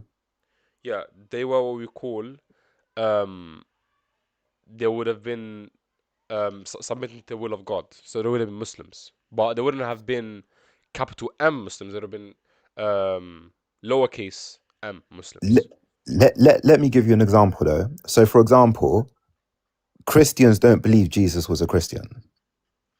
I understand that, bro. So look, let's agree on something. Let me give my definition, Okay, okay, and then okay, we can see whether or not Christ fits that. okay. I take a Muslim to be someone who adheres to the 6 articles of faith: believe in God, believe in the previous prophets, believe in the books, believe in predestination, believe in the day of judgment, and believe in the angels. Okay, anybody who affirms these 6 and doesn't contradict any of the pillars of Islam, according to me, that's a Muslim. So now, when I look at Jesus, when I look at the historical Jesus, I see that he fits all 6. He believed in God. Before, So wait, he believed in God. He believed in the prophets. He believed in the angels. He believed in the books, predestination, and the day of judgment. okay, that's fair enough. But before we get onto that, there's something that I want to try and like get out of the way because it becomes a theological problem. So I'll give you an example, right? So say for example, I want to go to scripture, I want to go to the gospel, and you're like, oh, but I don't believe that was said because I believe that it's corrupted, right? And then you refer to something in the Quran, but if someone doesn't affirm the Quran, doesn't believe it's true, you have a problem. So you need a foundation, something that you can both agree on. Does that make sense? I don't know what I don't know. Like I can grant you everything that's historical to Jesus. I can grant you the sayings of Christ in Mark, Matthew, and Luke and John. That's fine. It doesn't contradict him being a Muslim. Do you know what I think the biggest contradiction is? The crucifixion. No, that's not a contradiction because the Quran affirms that we expect data for the crucifixion. As I explained to the Okay, previous guest, okay, the Quran says it was made to a peso. So we expect data for okay, the crucifixion. okay. No, but let me give you an example. In the Old Testament, which was written before the New Testament, in Psalms, there's a prophecy of Jesus's crucifixion. So that's one thing. Before Jesus was born, No, it prophesied. Oh, no. Psalms Father, 22. Father, Psalms 22. Father, why have you forsaken me? Yeah. That's the account that's written in the Gospels. Now, where is Psalms 22? Where'd you get from that is prophetic about the Messiah? Okay, where'd you get that from? Because the very fact is that um the gospel authors themselves, they never quote that part about being pissed or being unalived to be about Christ. They never see it as messianic. They never see it as applying But to the crucifixion. it was a prophecy though. So Yeah, so what is like the evidence for that? So how do you come to that conclusion? well, because a lot of things in Psalms like that are prophecies, and I couldn't give you any other reason for what it would be. So for me, that's a prophecy, and it fits in line exactly with Jesus. And the other issue is if you because you like to talk about historical evidence, if you look at historical facts of what people believe. They believe that the crucifixion happened. So one of the biggest things in Jesus, from take away religion, right? People who are atheists, they believe Jesus was a person. And one of the biggest things about him is that he got crucified. There's My loads of friend, sources. my friend, you I don't know if you're lagging behind, but I already told you I have no issue with historical evidence for the crucifixion. It doesn't contradict Islam. It doesn't. Because the Quran says it was made to a peso. So people who saw the cross truly saw a crucified Christ. That's fine.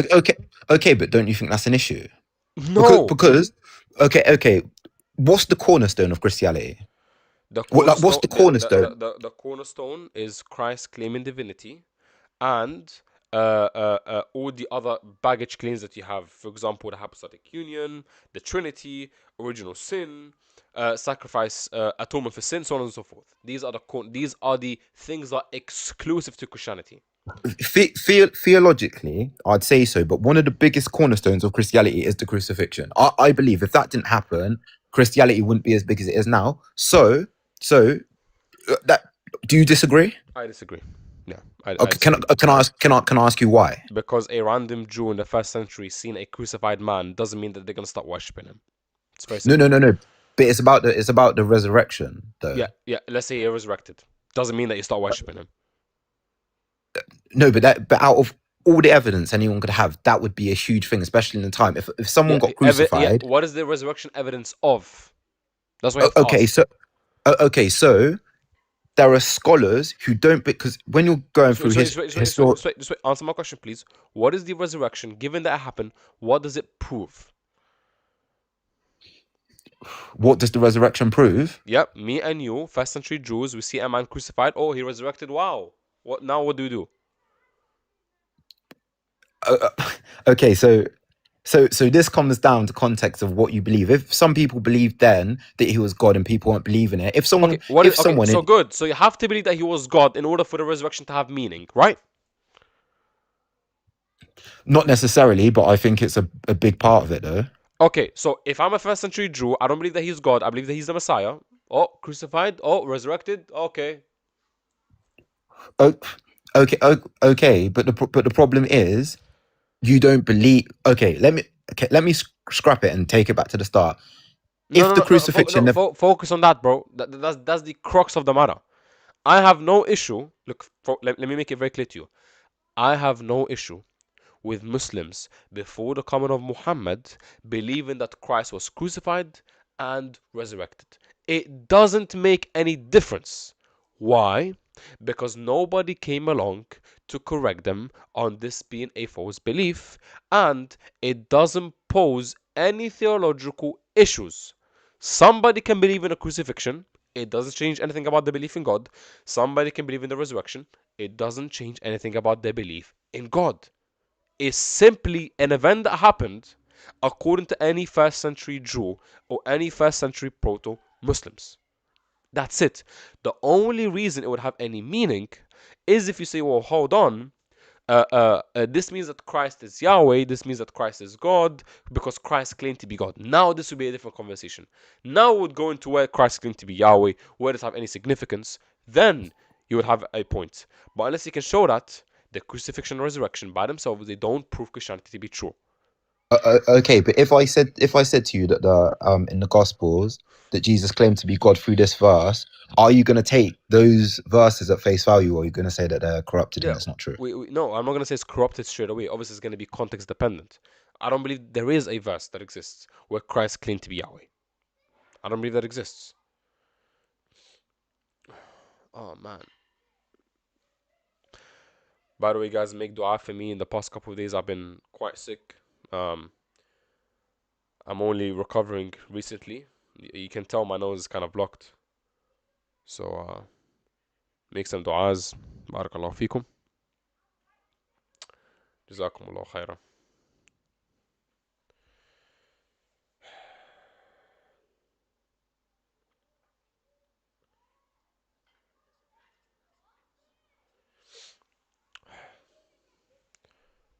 If you haven't followed, make sure you follow as well.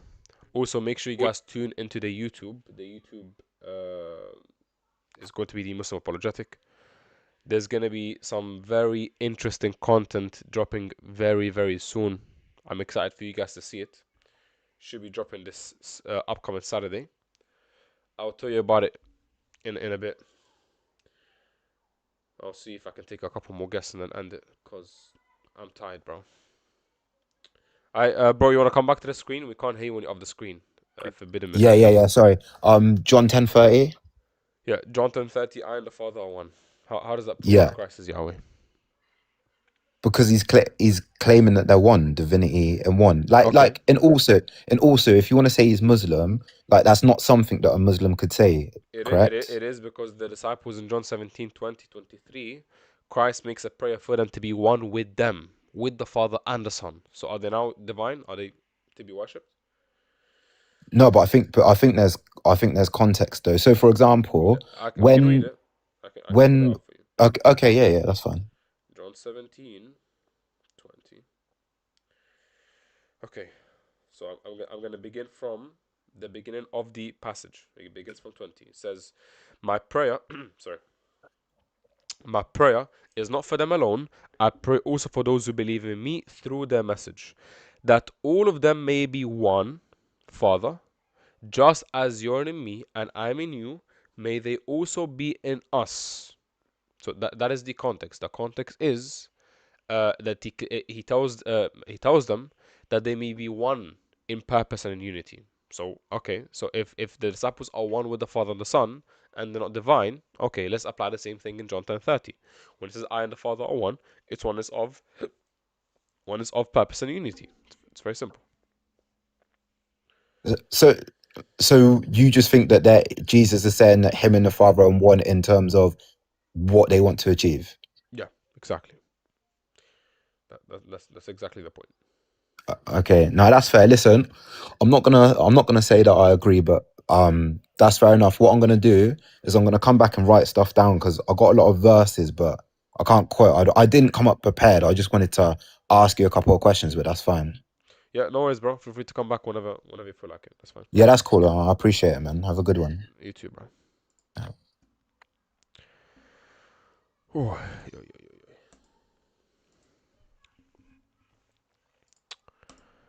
All right.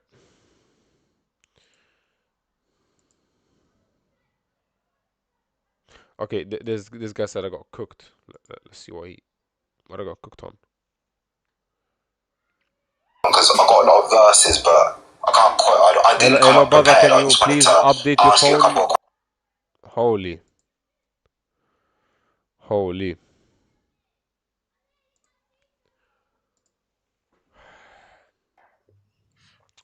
Hey yo, Hey, what's up? How can I help you?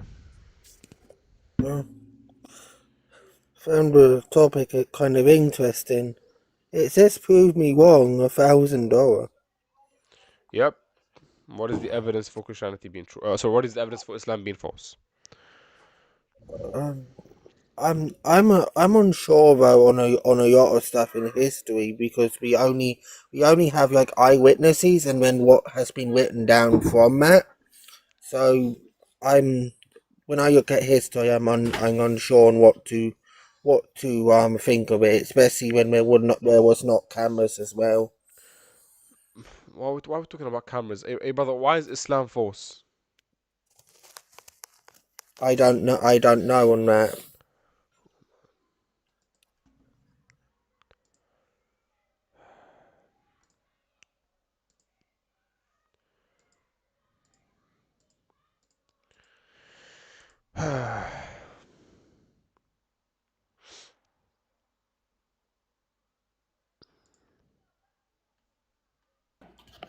Assalamu alaikum wa rahmatullahi wa barakatuh.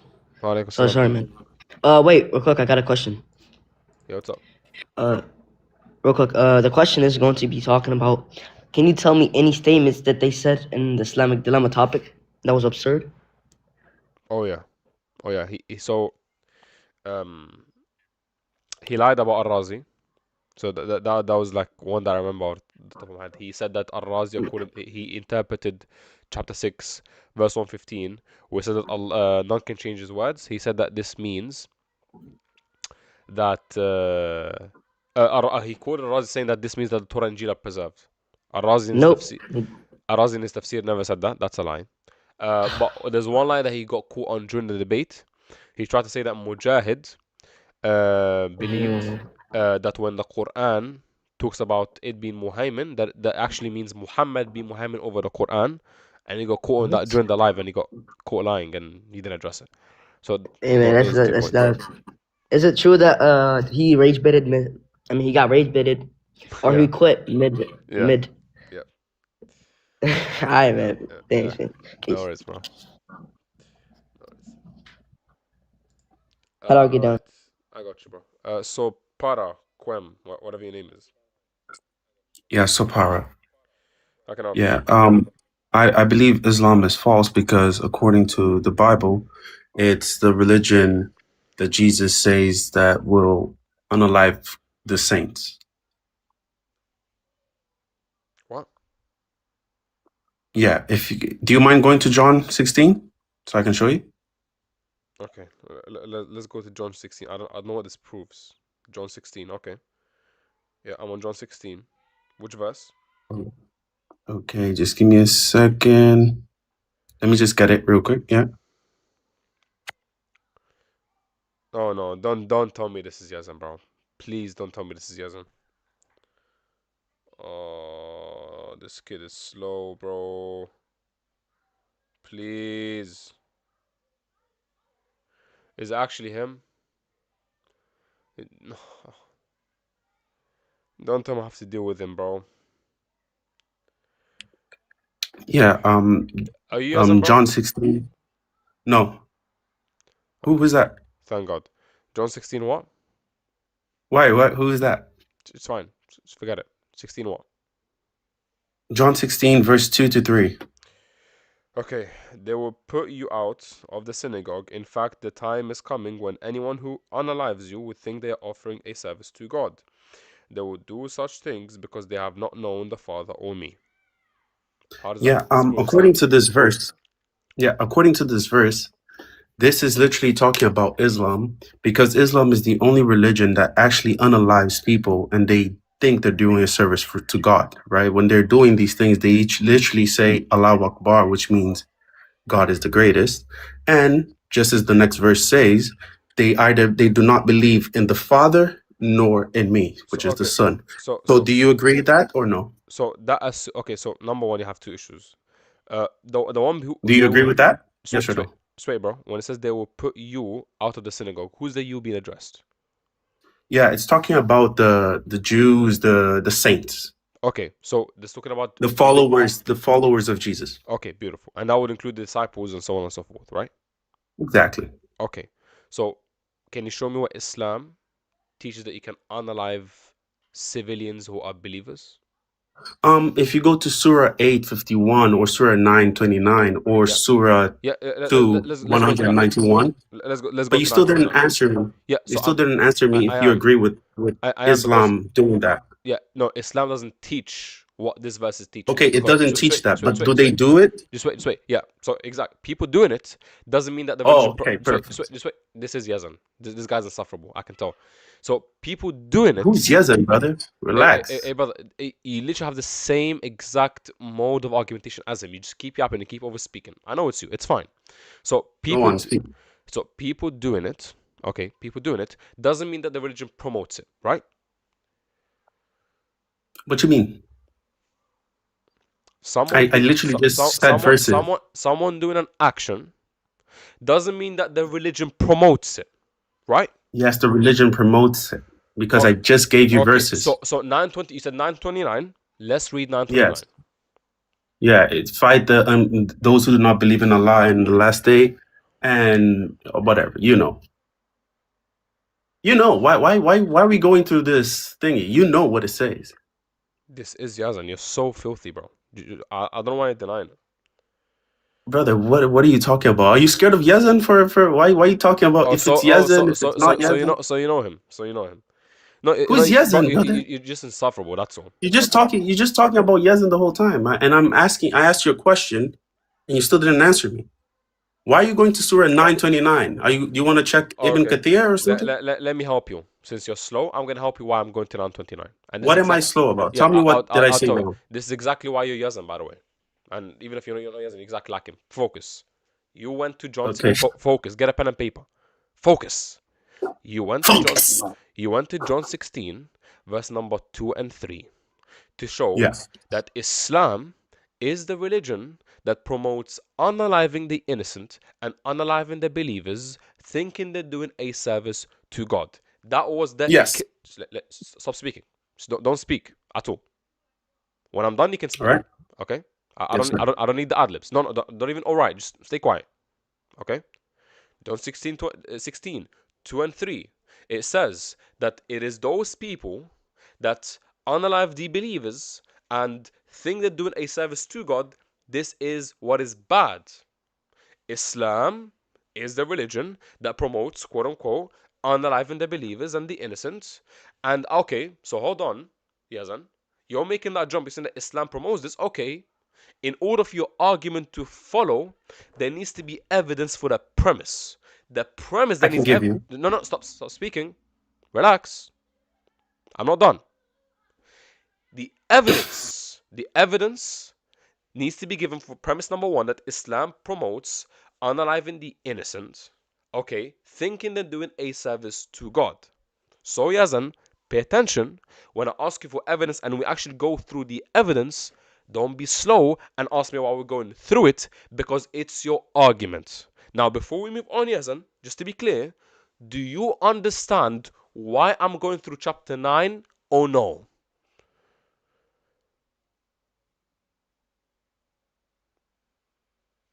Sorry, can you repeat your last question? Sorry, I didn't get it. Do you understand, Mr. Yazan, why I'm going through chapter 9 is because I'm establishing your premise to be true. Do you understand that, Yazan? Yes. Good. So, what we're not going to do, Yazan, what we're not going to do is that we're not going to ask me why we're going through the evidence, because that is the evidence for your premise to be true. Okay? Yeah, okay. Good. Thank you. So you see, I'm teaching how to debate. So now, What did you teach me, bro? Yeah, good question. I'll tell you what I taught you. Bro, why are you getting No, so no, no, no. nervous? Can you just read? You asked me a question. You said why are you teaching me? Or what did you teach me? I'll tell you what I taught you. When I firstly went through chapter 9, you said, "Oh, why are we going through this? Why are we going through this?" Okay, the reason why we're going through this, Yazan, is because it's the evidence for your premise. Make sense? Yes, but I quoted Good. it already, so that's Yeah, why I asked you why yeah. are you So going through this. because I If I believe quoted it wrong, you can just tell me you because I quoted yeah, it wrong. exactly. So I believe you're incorrect, and we're going through it because I think you're incorrect. That is the point. Okay, perfect. So then, if I'm Okay. incorrect, can you Okay. just tell me what we're incorrect, so we Yeah, can yeah. make it, engagement. I was going through it. All right, Habibi, go on. So because I don't want to be giving the next Yeah, yeah. hadith, which says whoever changes his So religion unalive him and all this kind of thing. can we go through it? Yes, Habibi, let's go. Thank you. Let's read it. Thank you so much, Yazan.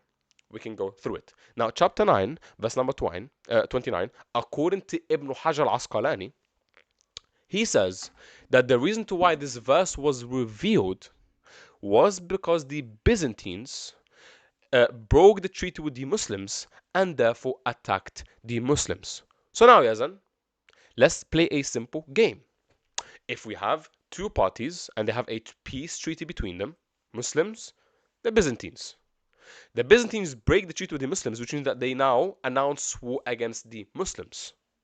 If the Quran says to attack the disbelievers, aka these Byzantines who wage war, is that something good or something bad, Yazan? Okay. I understand your question, but it says in the verse, fight those who do not believe in Allah and in the last day. It's not talking about those who wage war. There is a verse that speaks about those who wage war against you first, and I completely understand it. But here is saying, fight those who do not believe in Allah and in the last day among the people of the book until they pay jizya. Focus now. Chapter 9, verse number 4, 929. Let's do it earlier. As for the polytheists who I have literally just said that. stop There talking. is a verse that Stop says talking. that. Control yourself. You're getting very nervous, bro. Control. Come on. You don't overspeak me. You literally don't overspeak All me. right. I'll let you speak. As for the polytheists who have honored every term of the treaty with you and have not supported an enemy against you, honor your treaty with them. So the context, Yazan, is about if somebody honors the treaty with you, honor it back. If someone doesn't honor the treaty with you, now what do? Oh, if they break the treaty, it means now they're attacking you because they broke the peace treaty. Right, Yazan? Yes, and that is not my Okay. point. My point is, So now, focus now. bro. Can I also talk? This is now the next verse. But now, Can I talk? yeah. Well, give me a second. You're getting very nervous, bro. But once You already gave your answer. You gave your answer. Let me give my premise. I wasn't done. I was done. So just control Okay, yourself. go on. But once the sacred months have passed, unalive the polytheists who have violated their treaties. So, Mr. Yazan, who are the polytheists who are to be unalived according to the verse? Those who did what? Those who broke the treaty. Yeah, perfect. Yeah. Learn to speak English. Those who broke their treaties. Thank you so much. Yeah, Now, perfect. Now, let's go back to the example now, Yazan. The example of Ibn Hajar al-Asqalani, who says that the reason to why chapter 9, verse number 29 was revealed Why was it revealed? It was revealed because the Byzantines broke the treaty with the Muslims. Okay, perfect. But Surah 9, verse 29 is a universal surah. Ibn Kathir even says that. There is nothing about who did you just quote right now? Who is the scholar that you just Yeah, quoted? Ibn Hajar al-Asqalani. Okay, perfect. He I don't know where you can even find his hadith or his tafsir about this, but Surah 929, he's literally talking about fighting those who do not believe in Allah and in the last day. And if you want, we can literally just go to the hadiths, because since you're a Sunni follower or whatever, you're Sunni, you can literally just Hey, go bro, to Sahih can al-Bukhari. you admit your ism, by the way? Can you just admit it? Like, you don't need to lie. Brother, who's Yazan? You're still denying it. That's impressive. Not gonna lie to you. That is actually very No, impressive. it just shows that you're very, very obsessed with Yazan. Hey, brother. If you look at if something looks like Why a are you duck, stuttering like that, bro? if something looks like a duck, acts like a duck, smells like a duck, it probably is a duck.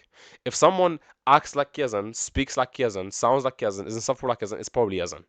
All It's very right, simple. perfect. So then I'm Yazan, bro. Then I'm Yazan. Okay, fine. If it Okay. makes you happy, then I'm Yazan. Call me Yazan. I'm Yazan, and that's all Yeah, right. yeah. Oh, by the way, Cora smoked you. By the way, she baked you. Yeah. Wallahi, she Oh, baked you. really? Yep. What was it about? Yeah, she baked you because she asked for evidence for prophecy matching with history, and what you did was so stupid. What you did was, you believe in Abraham too. Well, the Quran doesn't tell you that it's historical to Abraham. You have to prove that it matched with history to prove your prophecy. Dumbass. That's All how you right. got baked. Can we continue talking about this? Because I don't even know what you're talking about. But anyways, Yeah, I know. Surah. I can bring you other hadiths, which literally proves my point. Right, when it literally talks about unaliving. Do you agree that there are hadiths?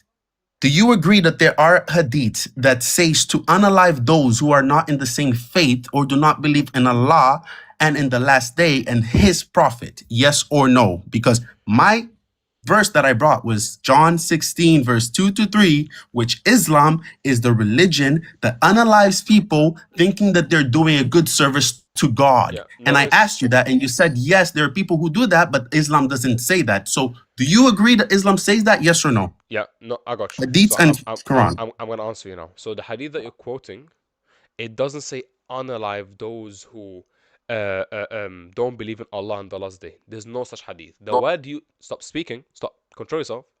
Yazan. I didn't even say anything, bro. No, you ad libbed. You ad libbed. So I the did it hadith, out there, bro. okay, just shut up, bro. Stay quiet. I don't want to mute you. The hadith says that I have been commanded to fight those who do not believe in Allah until they testify that Allah is the one true God and that I am the final messenger. So the command is talking about battle, war. It's talking about the context of war. It is not talking about unaliving the innocent, which the Quran and the Sunnah explicitly deny. The Quran and the Sunnah are very adamant on not unaliving children, not unaliving women, not unaliving priests, not unaliving believers who are innocent, not unaliving civilians. You can't do that. In war, the only ones that can be unalived are combatants. That's number one. Number two, this argument is trash. I'll tell you why it's a very trash argument, Yazan. Because in order for this argument to prove Islam is false, you're saying, hey, Islam is false because John 16 says this, and John 16 contradicts Islam, therefore Islam is false. The issue that you have, Yazan, is that for this argument to be true, you must show that John 16, verse number 2 and 3, they are from God. Once you show that it's from God, obviously anything that contradicts what God says is false. Islam contradicts it, therefore it's false. That's the inference. So, do you have Perfect. let me finish. Do you have an argument, Yazan, to why John 16 is from God or no? Yes, I do have an argument. And thank you very much for conceding. Real quick, if you go to the Quran, I'm going to kick you, by the way. Yeah, no worry. I'm not going to go to the Quran. Relax. Yeah. I don't know why you're getting so nervous. You don't act like this with other people. But thank you very much for conceding, right? That there is hadiths that literally say, I have been commanded to fight the people until they testify there is no God but Allah and Muhammad is his last messenger. Thank you very much. There's Sahih Muslim, Sahih Bukhari, and there's even hadiths that literally say that if you leave the religion, if you apostate, right, then you should unalive the person. Can we Perfect. get Now, evidence for John let me 16? bring you what you just asked. Let me bring you what you just asked. Why can I prove that that is from God? Because if you go to Daniel 7, which is what you like to talk about, right? If you go to Daniel 7, it talks about 4 beasts, right? The first beast, Babylon, second beast, Medo-Persia, then third, Greece, and then later on it has this other beast. This other beast is literally Islam. And I can show you that in Revelation 17, verse 8 to 9. It literally talks about the fourth beast being the next one that will conquer the Roman Empire. And you yourself know, because you yourself agree with this. Who overcame the Roman Empire? Just wait. I'm asking for evidence for John 16 being from God. Like I'm not gonna go I into literally just gave you the. If no, you have problem in understanding, then you gave evidence for Islam being false. You didn't give evidence for John 16 being true. Are you okay? yes. What did you understand? Can you repeat? Yeah, you said, hey, I'm going to give evidence for John 16, and the evidence that I'm gonna use is Daniel 7. Daniel Yes, 7. a prophecy. If you're really smart about it, you're gonna understand. Let me finish. You Okay, asked me to repeat what you said. I'm gonna repeat it. This is why I'm being go on. very careful with you, Azam, because you're insufferable. Focus now. So that you said All right. Daniel 7. Daniel 7 talks about how the fourth beast is Islam. Okay. Yeah. That Daniel 7, it talking about Islam, does not prove John 16 to be from God, dumbass. So it doesn't follow. So again, Okay. Tell me how not. Yeah, you have to prove how it does follow. Are you okay? Tell me. You just said it doesn't. So tell me how it doesn't. Yeah, because I don't see a bridge that justifies Daniel 7 talking about a fourth beast being Islam to now, oh, wow. Now John 16 is from God now. Wow. Oh, because you don't see it, it means it's not from God. Yeah, so I literally just gave you the premise. Oh my God. Perfect. Let me demonstrate it again. Let me write it down. We need to get the notes app up. This is crazy. Yeah, perfect. Let me write it down for you, Habibi, because it's even me quoting it to you, you still didn't understand. John 16, Jesus is saying that there will be a time that they will unalive you thinking that they're doing a service to God, and they do not believe in the Father and in the Son. This is a prophecy where Daniel 9, Daniel 11, and Daniel 2, it's talking about the fourth beast in Daniel 7, which they come, these nations, these empires, after they come from the Roman Empire, they attack and they persecute the Christians, the Jews, doing exactly what Jesus said in John 16. Did you understand it now, or do you want me to write it down for you? So you're saying, this is what you're saying, right? You're saying that John 16 can be taken to be true and from God because it's a prophecy that correlates with Daniel 7 about the non-believers attacking the saints of the Most High, right? Yes. Okay, beautiful. I'll tell you why this. Congratulations, man. Wow, you understood. I'll tell you why this isn't a prophecy. For something to be okay, go on. yeah, so for something to be a prophecy. So here we have two hypotheses. Okay, hypothesis number 1, hypothesis number 2. For it to be a prophecy that proves a religion, the probability of hypothesis 1 and its negation, number 1, they must add up to 1. Do you understand that? Explain, go on. What's funny? Bro, you're literally panicking. You don't know how to sort this out. Go on, explain. Explain. Okay. So just say you don't know and I explain to you. It's very simple. So let's say you don't know. Explain. Just wait. Calm down. Let's say I walk into my room. I'm breaking this down very simply so that we can actually have a discussion. Let's say that you walk into your room, right, and you see that the light is on. Let's say there's two hypotheses. Hypothesis number 1, that let's say your brother turned the light on. Hypothesis number 2 is that someone broke in and turned the light on. Okay? The probability of hypothesis 1, hypothesis 2, they must add up to 1. Okay? Now, for you to take hypothesis number 1 over hypothesis number 2, you must say that there's good evidence for the first hypothesis that is not expected on the hypothesis number 2 such that it has higher probability. So let's say now your brother turned on the light, that probability is now 70% or 80%. Now that makes the other hypothesis reduced to 30% or 40%. Okay, so that means they add up to 1, but the reason why you can choose your hypothesis over the other one is because the evidence is expected under your hypothesis. Are we clear so far? No, bro. We're not. You're just giving a whole lot of nothing, No. bro. I'm gonna correlate to this Dumb example. it down for me, please. Dumb it down for me. Okay. I don't understand these smart people language, please. Bro, all we're saying is that every hypothesis. Let's say, okay, you're saying, hey, in John, it's a prophecy because we see it fulfilled historically. Okay. I'm saying there is another hypothesis to be introduced that explains it away naturally. That this could happen naturally. What is the hypothesis? What is the other hypothesis? I'm about to introduce it. Just wait. The other hypothesis is that when it comes to any religion, persecution is something that you see amongst Abrahamic religions. If let me finish. If persecutions is something that you expect under Abrahamic religions, it would then follow that John can make this prediction that, hey, there's going to be people that unalive us unjustly. What this means now is that there's two hypotheses. Number one, John 16 is from God and is divine because it matches up with history. We see this being fulfilled historically according to with Islam. That's number one.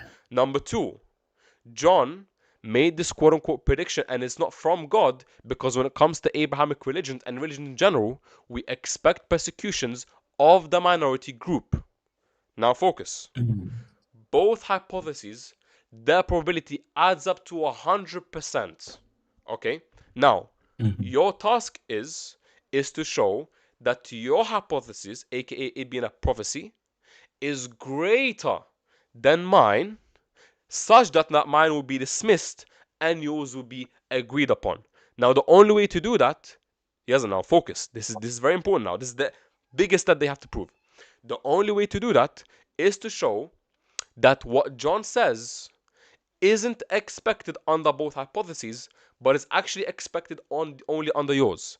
I'm saying, hey, Yazan, it's expected under both because Abrahamic faith. I understood. Abrahamic religions tend to be Persecuted. and therefore Got it. being a quote unquote merely a prediction is an easy explanation. It requires less presuppositions.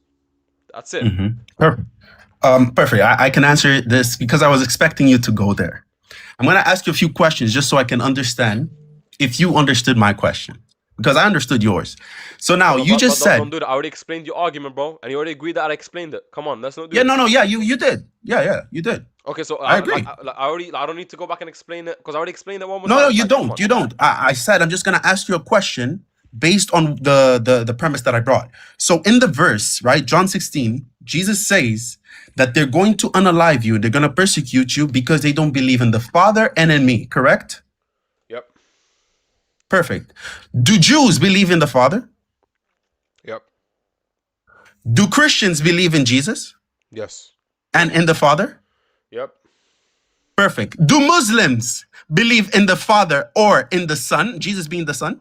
What does it have to do with this being a prophecy, bro? No, why you answered both of the questions directly, bro? Can you please answer this last one? Yeah, please. We affirm its meaning we affirm its meaning, but we don't affirm the literal saying. We don't say the word, but we affirm its meaning. Okay, you believe then that Allah is a father in any sense because according to what Allah says that the earth trembles and all this kind of thing. Bro, let's not go with this. Let's not go with this. No, he hasn't. Stop. No, he hasn't. I have to stop you. Just be direct. Be direct. No. With all due respect, I'm gonna need you to address my critique of how John 16 wouldn't be a prophecy. We're not going on to this whole thing of Allah being a father. Okay. No problem. No, we're not doing that, bro. Address the critique I gave of the prophecy that you're given of John 16, since it can be explained away naturally because John expects persecution. Therefore, we don't have to go on and make this whole jump of it being divine. Address that. Perfect. No problem. I'll address directly since you don't want me to talk on it. So, directly speaking, when Jesus is saying that either they believe in the Father or in me, the Jews were persecuted. They're persecuted, just as you said. The Abrahamic faiths, they're reliable to be persecuted. The Jews are persecuted. The Christians are persecuted. You live in the UK. You are aware of all these attacks that go in mosques. I mean, in synagogues and all this kind of stuff. That you know. Now, where do you see Muslims being persecuted and people who unalive Muslims saying that they're doing it because of a service to God? Yeah, you can do that as much as you want. You have to address the point that I brought. I'm gonna address you, brother. Go on. The two hypotheses in question. This is what they're Can you not. please address my question, brother? I literally am. I'm addressing it. These are the two hypotheses in question. The two things in question are either John 16 is divine because it's revelation, it's a prophecy, or Yes. John expected persecution and simply wrote down those who persecute us, they're bad. Okay? That's not John, that's Jesus speaking. Oh, Jesus, whatever.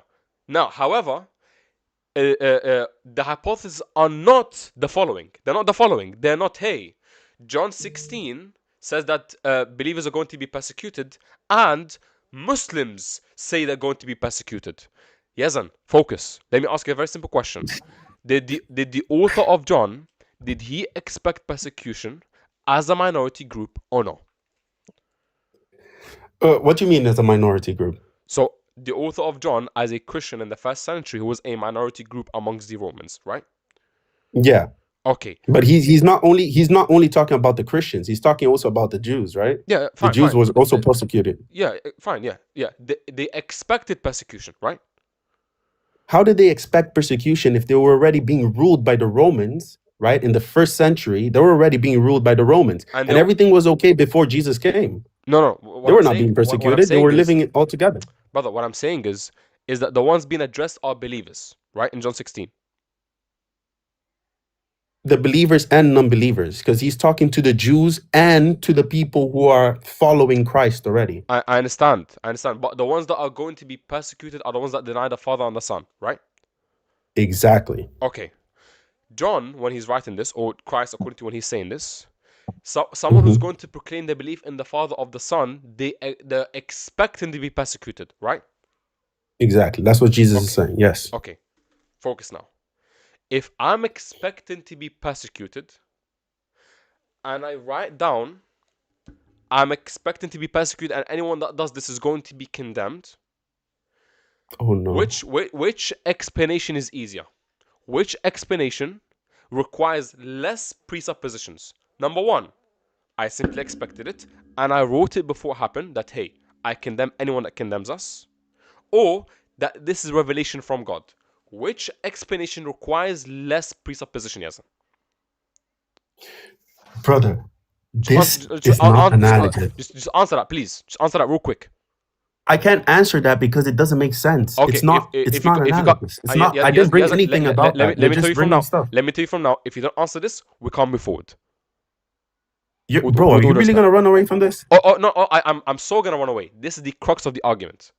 You want to answer it? You can. If you don't want to answer it, leave. Up to you. I'm not gonna waste my time with you. Okay, please repeat the question. Go on. Because John is recording Christ saying this. We have two things being proposed. Number one, this is a prophecy about the future to come. Okay. Number two, John, or the author of John, expected persecution like you said, and because he expected persecution like you said, he wrote down ahead of time that anyone who condemns or unalives the believers of the Father and the Son, they are to be condemned. Now, you're positing, let's first establish something. The first one you're positing is a supernatural explanation. A supernatural explanation. Prophecy is supernatural. You agree with that, Yazan, right? Yes, sir. Okay. Second solution that I'm proposing is a natural explanation. Let me ask you, what is more simple? A natural explanation or a supernatural explanation? More simple, of course. To our world, it would be a natural. Good. So, if the natural explanation is more simple, and we can establish that it is more simple for this to be a natural explanation, then that means there is nothing, pay attention Yazan, there is nothing that motivates someone to believe that this is a prophecy over believing that it's simply a naturalistic explanation by John. Do you understand?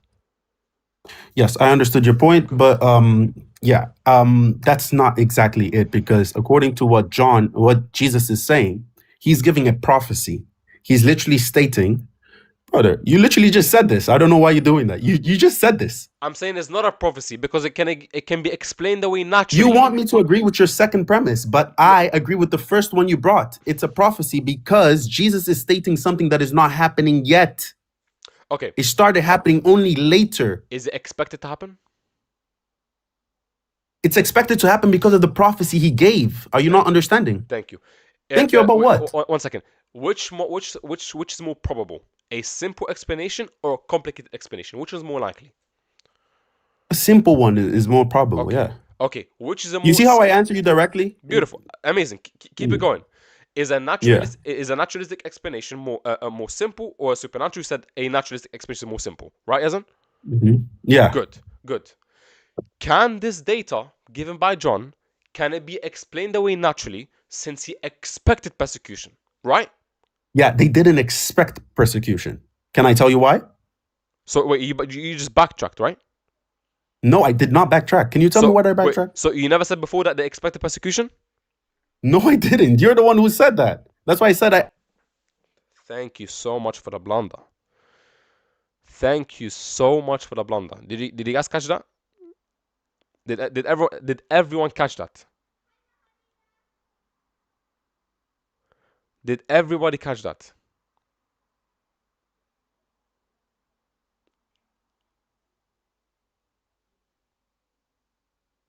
Yep. Did you guys see it?